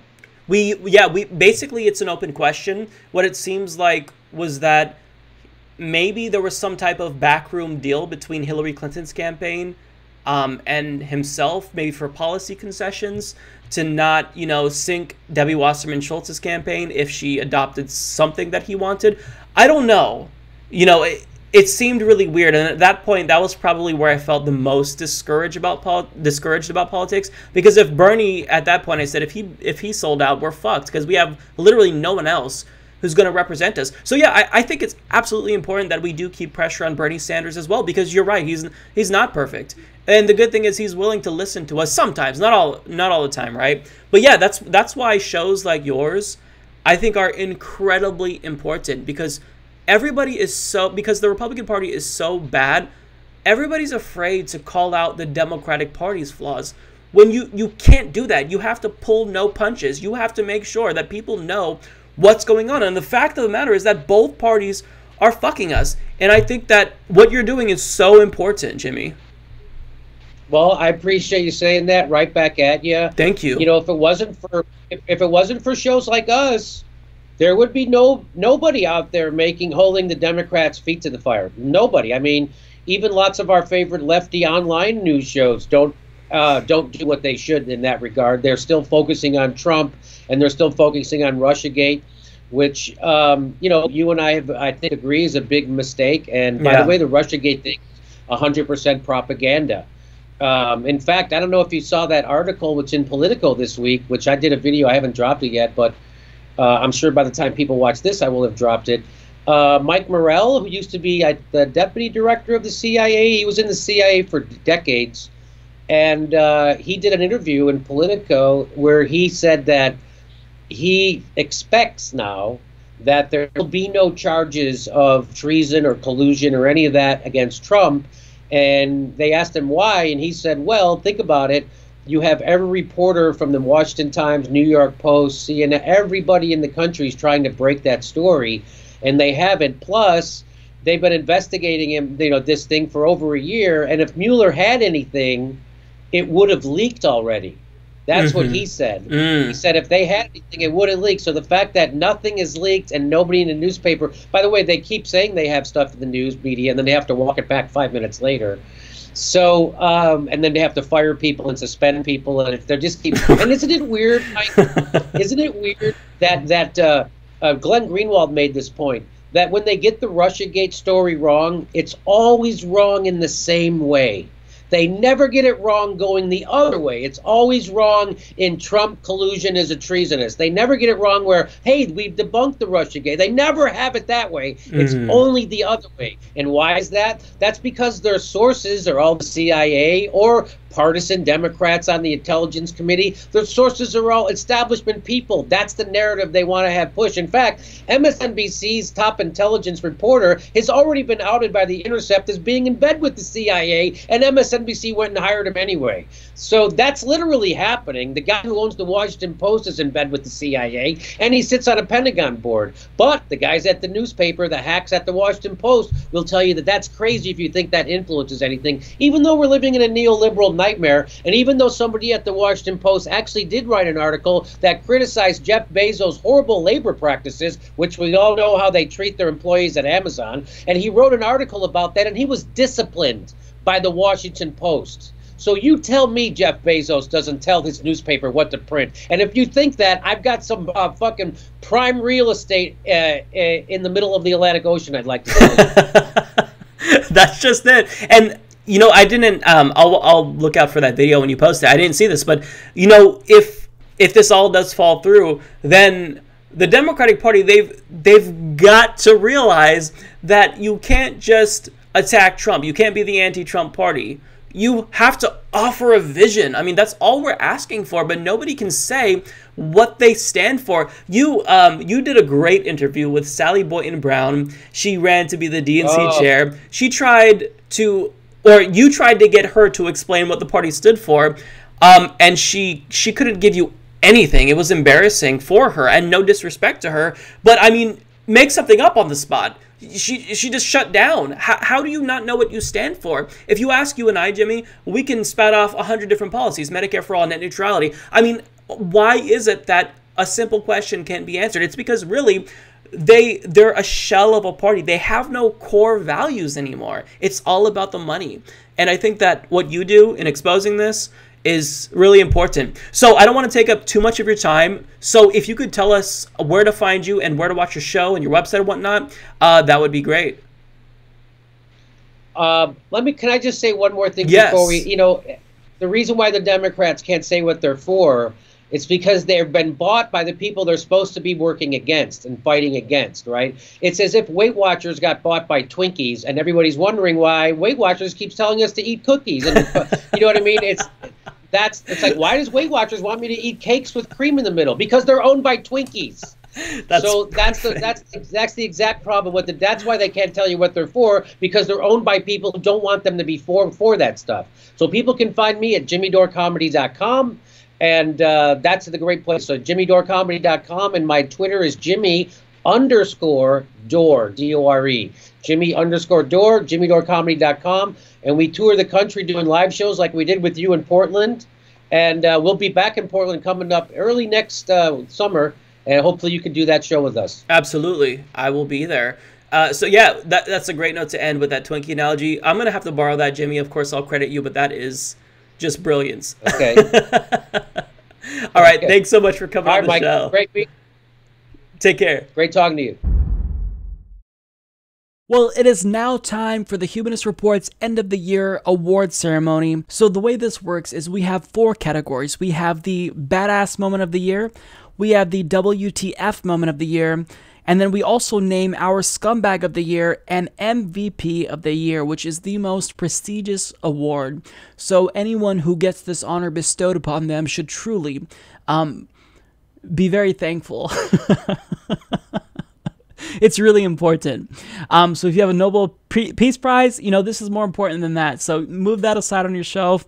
And, well, we don't have a trophy, but, honor this more than anything, right?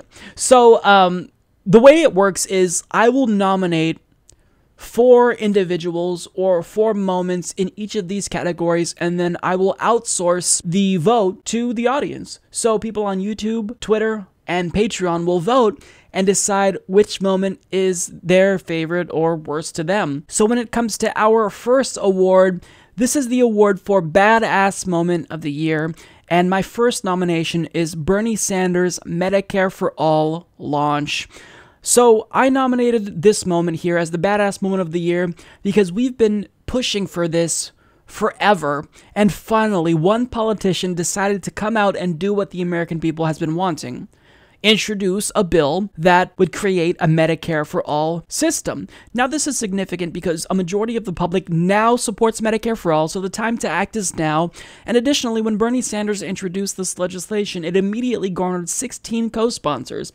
So this is a really big deal, and I couldn't not nominate this as a badass moment of the year. But of course, another moment that is on everyone's radar is the DNC speech we saw Nomiki Konst give at the DNC Unity Reform Commission, where she absolutely lambasted the DNC for their lack of transparency and was ruthless. She said everything we wanted her to say.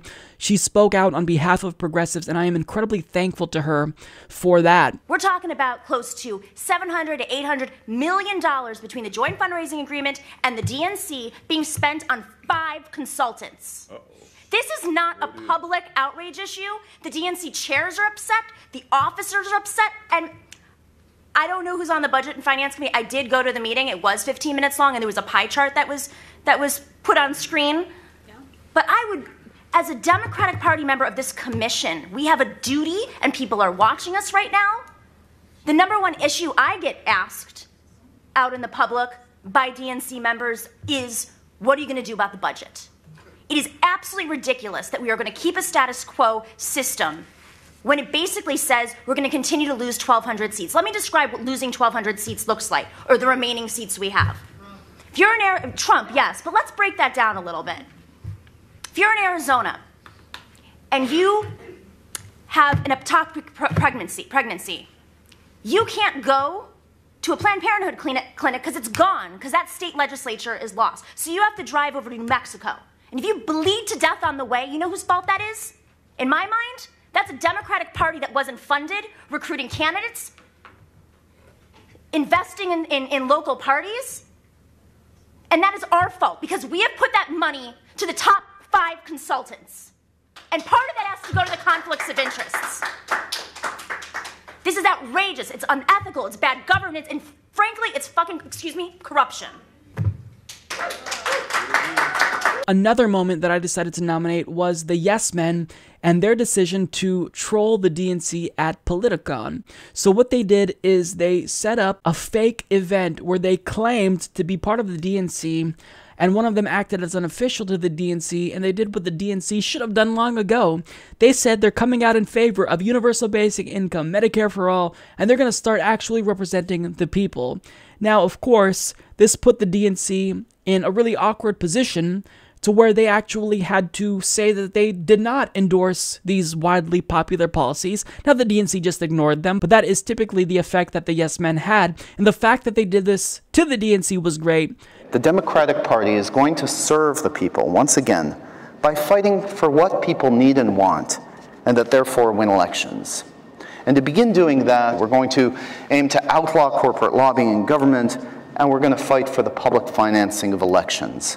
That's what the DNC takeback is all about, because better just isn't good enough. Now for my last nomination, I chose Sam Ronen's DNC speech, where basically he called out his opponents in the DNC chair race for copying him, because he really influenced that discussion. He talked about how the Democratic Party needed to be more transparent and equitable, and how they rigged the primary, and all of a sudden the other candidates were doing the same thing and saying the same things as Sam Ronen. So I'm going to take the gloves off a little bit. You talked about truth to power. I was the one that started that in Houston.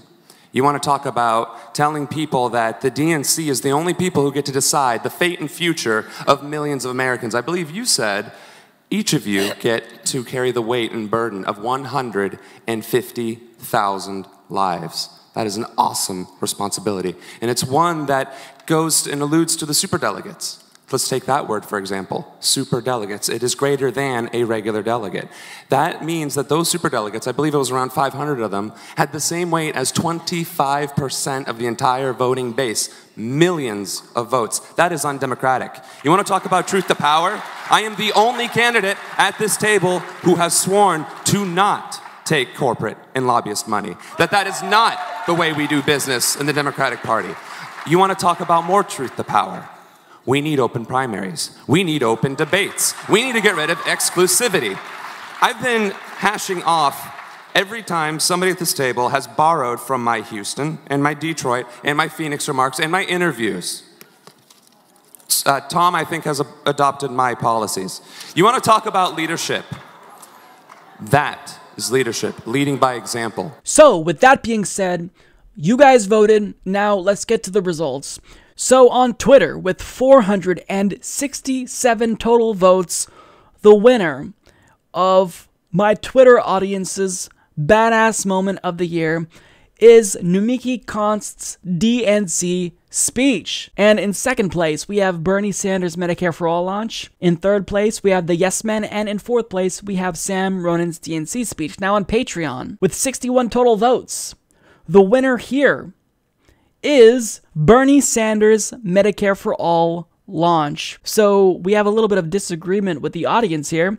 And in second place, now we have Nomiki's DNC speech. In third place, we have the Yes Men, and in fourth place, with 8% of the vote, we have Sam Ronen's DNC speech. And now, for probably the most important poll on YouTube, with 13,000 total votes, the winner by a landslide is Bernie Sanders' Medicare for All launch. So Yes Men came in second, Nomiki Konst's DNC speech came in third, and we have Sam Ronan in fourth place again. So when you look at the overall votes, by far the winner is Bernie Sanders' Medicare for All launch. So that is officially the Humanist Report's badass moment of 2017, and I couldn't agree more. This was really important to me. When I watched this speech, it brought tears to my eyes. I was personally touched by it. It was definitely badass. And in a year that overall, politically, was pretty shitty, this was the moment that we needed as progressives. So it was absolutely the right choice. I agree with the audience here. It's an enormous honor to stand with each of you to say never again in America does anyone go bankrupt just because they got sick. Never.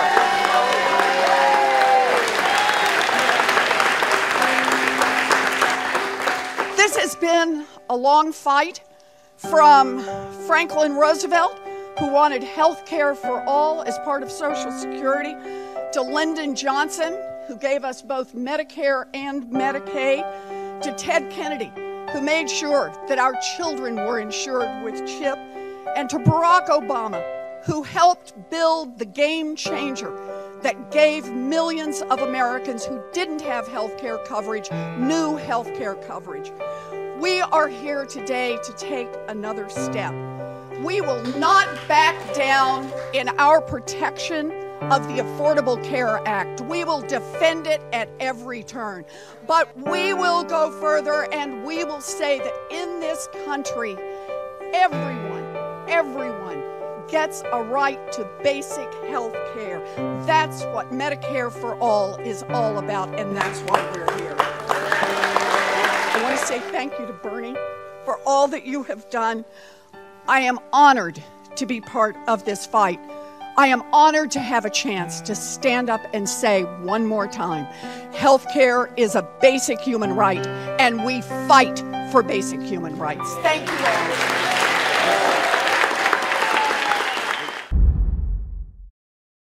So in 2017, there were a lot of WTF moments that either disturbed me, depressed me, or had me scratching my head thinking, what is wrong with our country?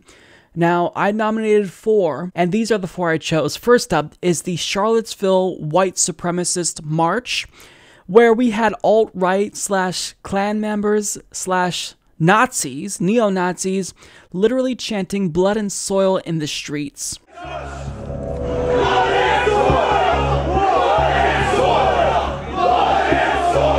Now, my second nomination is the FCC's repeal of net neutrality.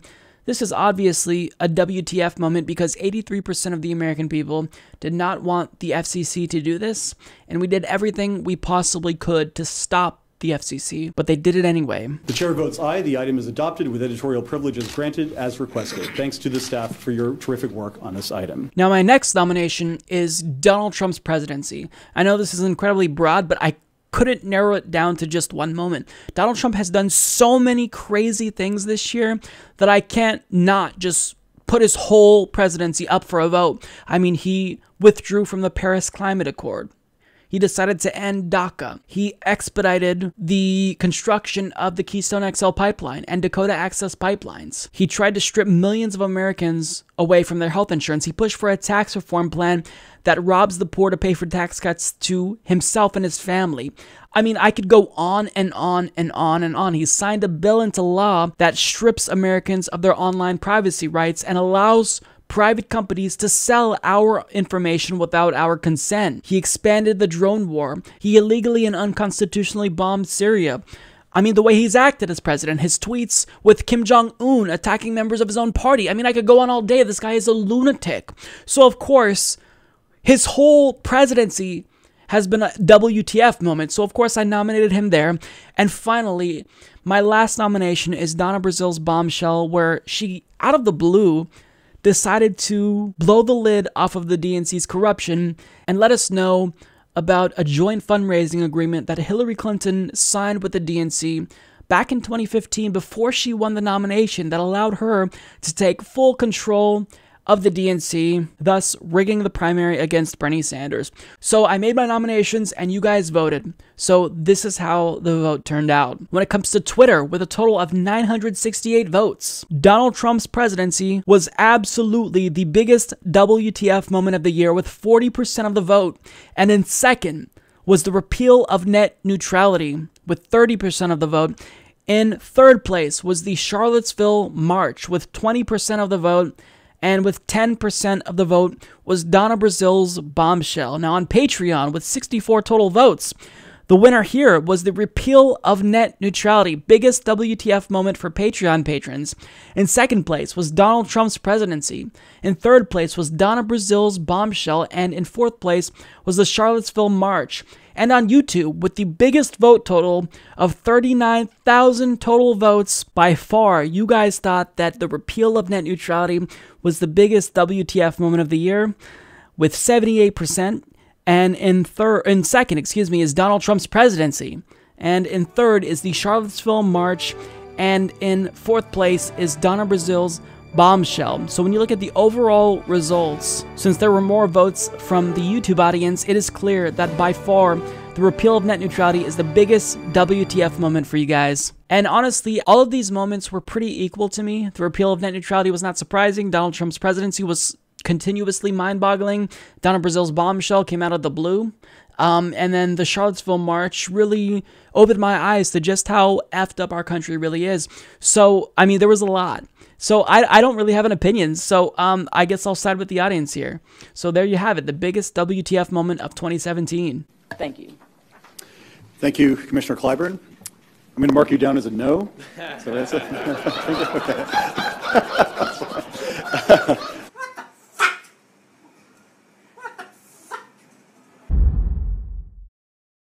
It is now time to award one individual with the Humanist Report's Scumbag of the Year title. And more so than any other year, we got more votes in this category than any other category. You guys definitely were enthusiastic about naming someone a scumbag because there were a lot of scumbags. So I nominated 4 individuals for this title. First, of course, is Ajit Pai. I don't think I need to explain to you why Ajit Pai is nominated to be the Scumbag of the Year. He spearheaded this effort to repeal net neutrality, and he did this at the behest of ISPs against the overwhelming majority of the American people. If that doesn't tell you how much of a scumbag he is, then nothing will. I also nominated Donald Trump for being one of the shittiest presidents in recent history. I don't necessarily think that he reached George Bush levels just yet, but he's still a terrible president that is ruining the country.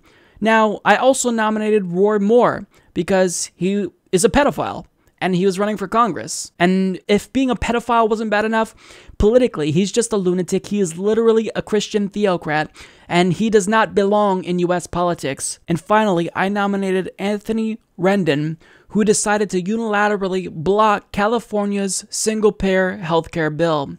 Now, because he decided to block this bill, California is not able to even discuss Medicare for all. And as a result, people will die waiting for them to start talking about this bill again. I mean, every minute that we don't have Medicare for all, Americans are at risk. And this asshole decided to unilaterally kill an initiative that he claimed to support. So, of course, that is a scumbag move. Now, let's get to the results because you guys are anxious for this. So, when it comes to Twitter, with 1.7 thousand votes, I mean, it was no contest. Ajit Pai was clearly the biggest scumbag in your guys' opinion, with 55% of the vote. Trump came in second with 32%, Roy Moore in third with 10%, and Anthony Rendon with 3% of the vote. And when we asked our Patreon audience with 68 total votes, again, no contest. Ajit Pai won hands down with 59% of the vote. Trump came in second with 25% of the vote. Roy Moore came in third with 15%. And Anthony Rendon got lucky and got away with 1% of the vote. And the YouTube audience made their voices absolutely crystal clear with 60,000 total votes. Ajit Pai won Scumbag of the Year by a gigantic margin. He won with 90% of the votes.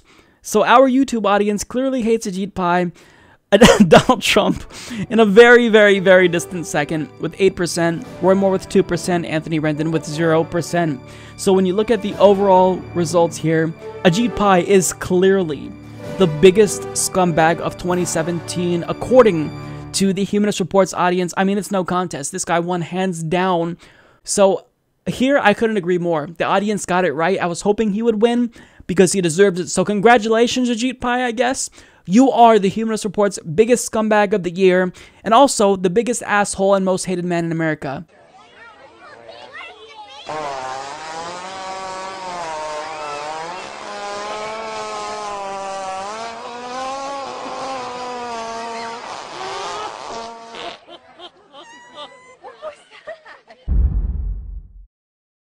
Ladies and gentlemen, it is now time for the most prestigious award we offer here at the Humanist Report. We will now crown our MVP of 2017. This is a very prestigious award that only one person has won before, and that individual is Bernie Sanders. He won in 2015 and 2016, and he's nominated again. So I nominated Bernie Sanders because not only did he introduce Medicare for All, but he is one of the few politicians that is continuously not only calling out Republican bullshit and holding them accountable in a way that no other Democrat is doing, but he's also still fighting for us. Is he perfect? Absolutely not. But to be the one politician in a corrupt Congress that actually looks out for us, I couldn't not nominate him.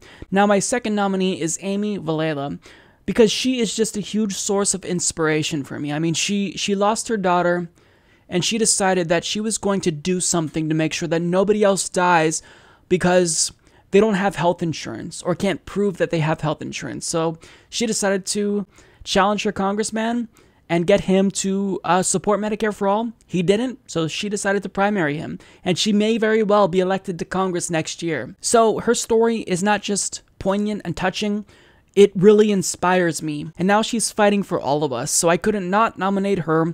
And of course, Nina Turner. She's the president of Our Revolution, and she is one of the leading voices in this country for progressives. She is our voice, and she is consistently on our side. She's on the right side of every issue, and I mean, we all love Nina Turner. I mean, progressives disagree on certain things, but I think the one thing we are unanimous in our agreement on is our love for Nina Turner. Not only because she can get us fired up with a rousing speech, but because she genuinely cares. So of course, that's why I nominated her. And finally, I decided to nominate Jessica Rosenworcel, who is an FCC commissioner that has spoken out on behalf of net neutrality activists. Now, I kind of debated with myself about whether or not I should nominate her or Mignon Clyburn, just because Mignon did such a phenomenal job making the case for net neutrality before the FCC's vote. However, she waited to speak out in favor of net neutrality a little bit too long, and since Jessica Rosenworcel was vocal from the beginning, I decided to nominate her. Now it is time to get to the votes. So on Twitter, with a total of 813 votes, it wasn't even a contest. Bernie Sanders won by a landslide with 75% of the vote. Nina Turner came in second with 17%. Jessica Rosenworcel came in third with 5%. And Amy Vilela came in third with 3%. And when it comes to Patreon, with 62 total votes, it was another landslide. Bernie Sanders won with 65% of the vote. Nina Turner came in second with 18%. Amy Vilela was a close third with 13%, and Jessica Rosenworcel came in fourth place with 5% of the vote, and on YouTube with a total of 17,000 votes. It was another landslide. Bernie Sanders won with 82% of the vote. Jessica Rosenworcel came in a distant second place with 12%, Nina Turner with a distant third, 4%, and Amy Vilela coming in fourth with 2% of the vote. So when you look at the overall results, the Humanist Report's audience obviously chose Bernie Sanders, and for good reason. He is the leader of this progressive movement. He is the de facto leader of the Democratic Party, and if he keeps this up, he could very well be the next president of the United States. So, I think this is a great decision. My personal choice, I was really conflicted on this. It was, for me, a tie between Bernie Sanders and Amy Vilela, but nonetheless, the audience spoke, and Bernie Sanders is the MVP of the year. So congratulations, Bernie Sanders. You've won this award now 3 times in a row. 3 times in a row. So what that tells me is that somebody's got to step up and dethrone Bernie Sanders, be a new progressive leader. So that could be you. Who knows? So, anyways, that concludes the end of the year award ceremony at the Humanist Report. This was a blast. I'm glad you guys participated. Record numbers, by the way. We've never gotten this many votes for our end of the year award ceremony. And in part, this is because we opened it up to Patreon patrons to vote and YouTube to vote. So look, I enjoyed this. I hope you guys enjoyed this.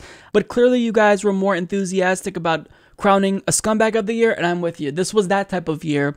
But for now, we have a good MVP. We have a good scumbag, the perfect scumbag of the year. And I think you guys did a great job choosing. Hey, what's up? Nothing. It's me, Bernie Sanders. I want to tell you about something. Bernie's getting rough. Bernie's getting tough. Come on, Bernie. He's running for president. Democratic socialism in his head. I can feel the burn. Bernie is here and he's ready to offer another way. Income inequality is a thing he would like to change. Free healthcare and college for everyone, yes, that is his aim. We'll all share the pizza of prosperity, so please have a slice. I'm so hungry.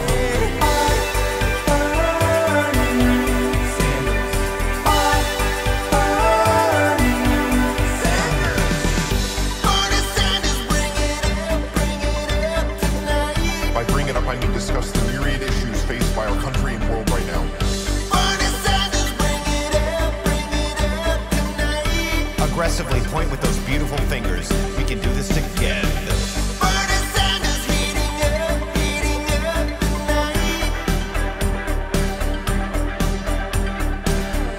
Bernie Sanders, crank it up tonight.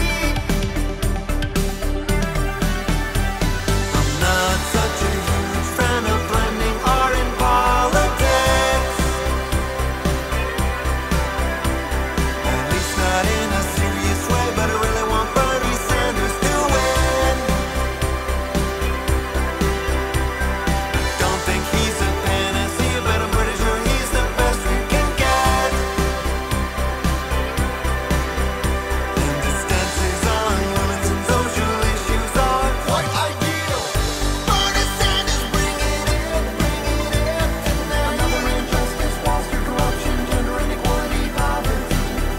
Bernie Sanders, bring it up tonight. Immigration, racism, war on drugs, global warming, sexual police brutality. Bernie Sanders, heating up tonight. Another injustice, Wall Street corruption, gender inequality, poverty. Bernie Sanders, crank it up tonight. Immigration, racism, war on drugs, global warming, sexual police brutality.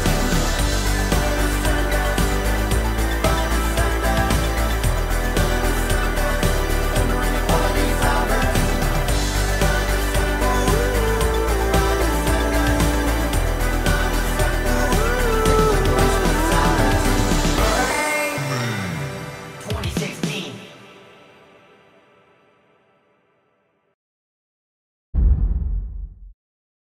Well, that's all I got for you guys today.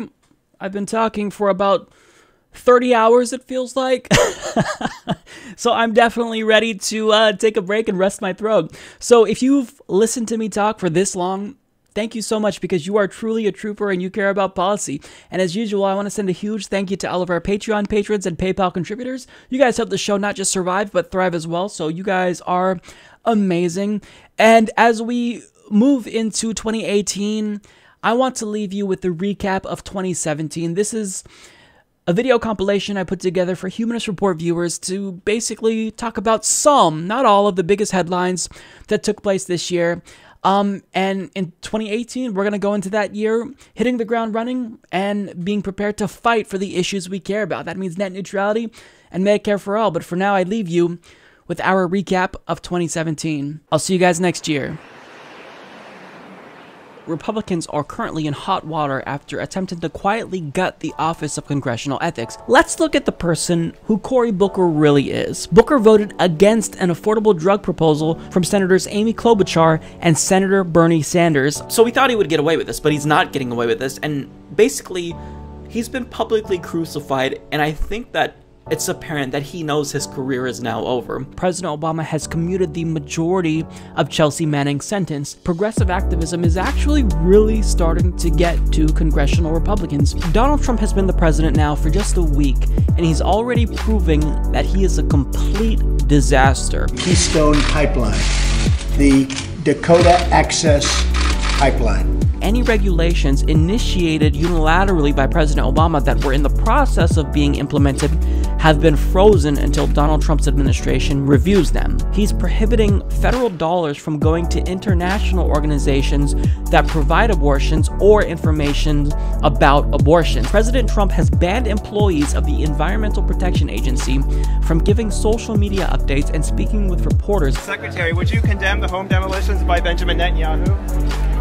Secretary, do you also condemn the expansion of settlements? The Young Turks and Kyle Kulinski of Secular Talk have teamed up with veterans of Bernie Sanders' campaign to launch a new initiative to take over the Democratic Party once and for all. President Trump issued an executive order which bans Syrian refugees from entering the country. It led to nationwide protests at airports across the country as citizens from these countries were detained. He literally has the worst approval rating of any new president since we started keeping track of approval ratings 60 years ago. Would bring back waterboarding and a hell of a lot worse. I would do what I would do. I want to keep our country safe. President Trump has made Ajit Pai the new chairman of the FCC. Now, Ajit Pai is a Republican that served on the FCC for 5 years, and I'm talking about this individual because he poses a severe threat to the internet as we know it, because Ajit Pai is someone who is vehemently against net neutrality. If you can answer any of that, I'll sit down and shut up like Elizabeth Warren. Do I deny climate change? No, the climate changes all the time. People can't afford to get insurance. Shame on you! Shame on you! Donald Trump's team is reportedly conducting meetings in the dark because they aren't able to locate the correct light switches in the White House. His administration is attacking everyone that speaks out against Trump and calls it fake news because they believe it's, quote, wrong to attack the president. So he states, there's nobody better to tell me about Dodd-Frank than JP Morgan CEO Jamie Dimon. Donald Trump denounced a treaty that caps US and Russian deployment of nuclear warheads as a bad deal for the United States. Rather than getting that new iPhone that they just love and they want to go spend hundreds of dollars on that, maybe they should invest it in their own health care. So many of those people that are disenfranchised thought the primaries were rigged against them and their candidates. And the fact of the matter is, it's true. It is my honor now to present the gavel, the next chair of the Democratic National Committee, to Mr. Tom Perez. Mr. Perez, congratulations. The Republican Party is so shameless in their corruption, they literally made it legal for Verizon and Comcast and AT&T to sell your internet browsing history without your consent. So I wanted to do a video talking about the YouTube ad revenue crisis. Bernie Sanders will be going on a Unity tour with DNC chairman Tom Perez. We passed 100,000 subscribers. It just seems like they've thrown this whole notion of resistance out the window ever since Donald Trump decided to illegally and unconstitutionally bomb Syria. House Republicans voted to repeal the Affordable Care Act and replace it with the American Health Care Act, which would allow insurance companies to discriminate against people with pre-existing conditions, and it also guts Medicaid, and it ensures that the wealthy get a huge tax break. We speculated as to whether or not Donald Trump's abrupt decision to fire FBI Director James Comey had anything to do with him possibly trying to obstruct justice. And now that we have the Comey memo, it seems as though that's definitely the case. Go fuck yourselves with a locally grown organic cucumber. The Guardian's Ben Jacobs tweeted out, Greg Gianforte just body slammed me and broke my glasses. The California Senate just voted to pass a single-payer Medicare for All bill. One individual in California unilaterally decided to kill their single-payer bill. Assembly Speaker Anthony Rendon decided to shelve the proposal. The United States will withdraw from the Paris Climate Accord. I do not support a livable wage. Now, as you all know, July 12th is the internet-wide day of action to protest the FCC's decision to roll back net neutrality regulations. Democrats 2018. I mean, have you seen the other guys? I literally thought that this was satirical. But I want you to tell the American people why you think it is a good idea to give $3 trillion in tax breaks to the top 1% at a time when the rich are becoming much richer, while at the same time you're going to throw 17 million children in this country off of health insurance because of the unconscionable cuts that you are making to Medicaid. Some of the largest companies on the internet, such as Amazon, Reddit, Netflix, Pornhub, among others, they all came together to send a message to the FCC. Leave net neutrality in place, leave the internet alone, we don't want you messing with the current net neutrality regulations. Protesters from the Protect Our Internet campaign went around Pai's neighborhood in Arlington, Virginia and distributed door hangers at nearby homes, prompting people to be aware of their neighbors' efforts to limit internet freedom. The Democratic Party's donors have already coalesced around Kamala Harris,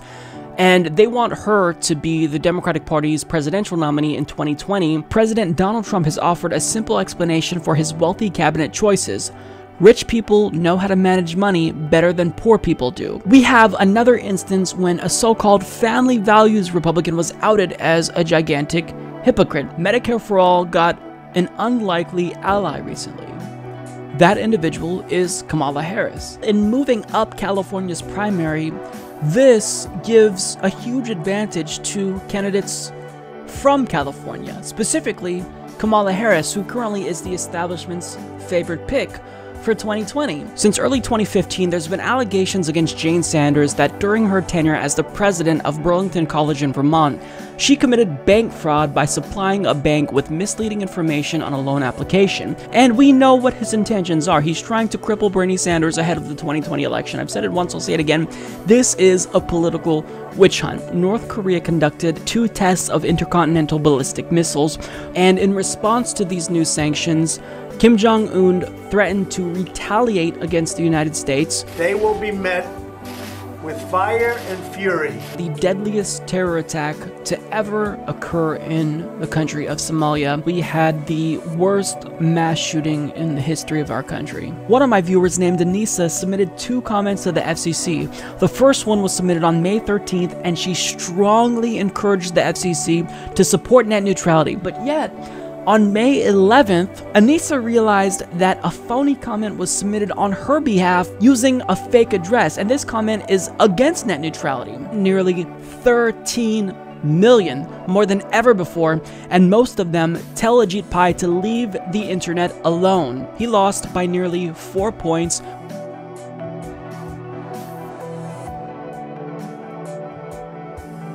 Jews will not replace us!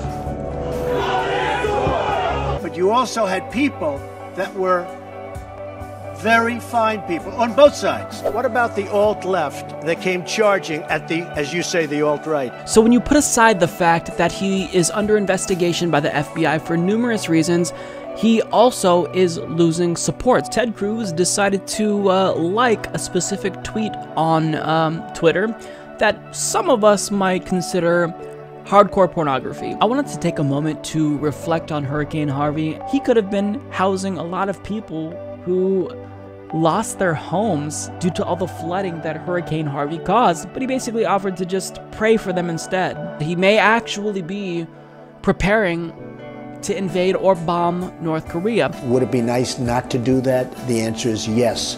Will that happen? Who knows? All 40 state parks are closed. Governor Chris Christie, who had Island Beach State Park all to himself this holiday weekend. The alleged shooter at the Republican baseball practice this morning is someone who apparently volunteered on my presidential campaign. In spite of Bernie Sanders' condemnation of the violence, in spite of my repeated condemnation of the violence, and in spite of the fact that 99.9% of Bernie Sanders supporters are tree-hugging hippie pacifists, myself included, we were still blamed for this nonetheless because the shooter was a Bernie Sanders volunteer at one point in time. We learned that there will be no justice for Philando Castile when we found out that his murderer Officer Yanez was acquitted on manslaughter charges. One of the yes men posed as a DNC representative that was responding to criticism about the Democratic Party's recently announced Better Deal platform. We actually did find someone to primary Ruben Kihuen, and that individual is the very mother, Amy Vilela, who we looked in the face and said no to. They're going to presumably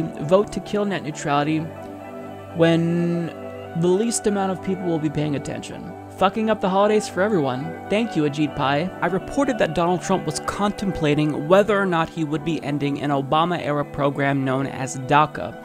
And early this week, unfortunately, we got confirmation that he would, in fact, be phasing out the program. We need to make Dreamers and these Haitians citizens. The Republican Party's Obamacare repeal and replacement bill is back yet again for what is now probably the 100th time this year, I think. Months of post-election malaise hamstrung the Democratic National Committee's fundraising over the first 6 months of 2017. President Donald Trump recently announced that since he's unable to get it done through Congress, he would be unilaterally dismantling the Affordable Care Act via executive order. Bernie Sanders finally unveiled his highly anticipated Medicare for All bill, and it actually immediately received quite a bit of support among Senate Democrats. Actually, 16 co-sponsors to be exact. There's a bill in Congress, H.R. 676.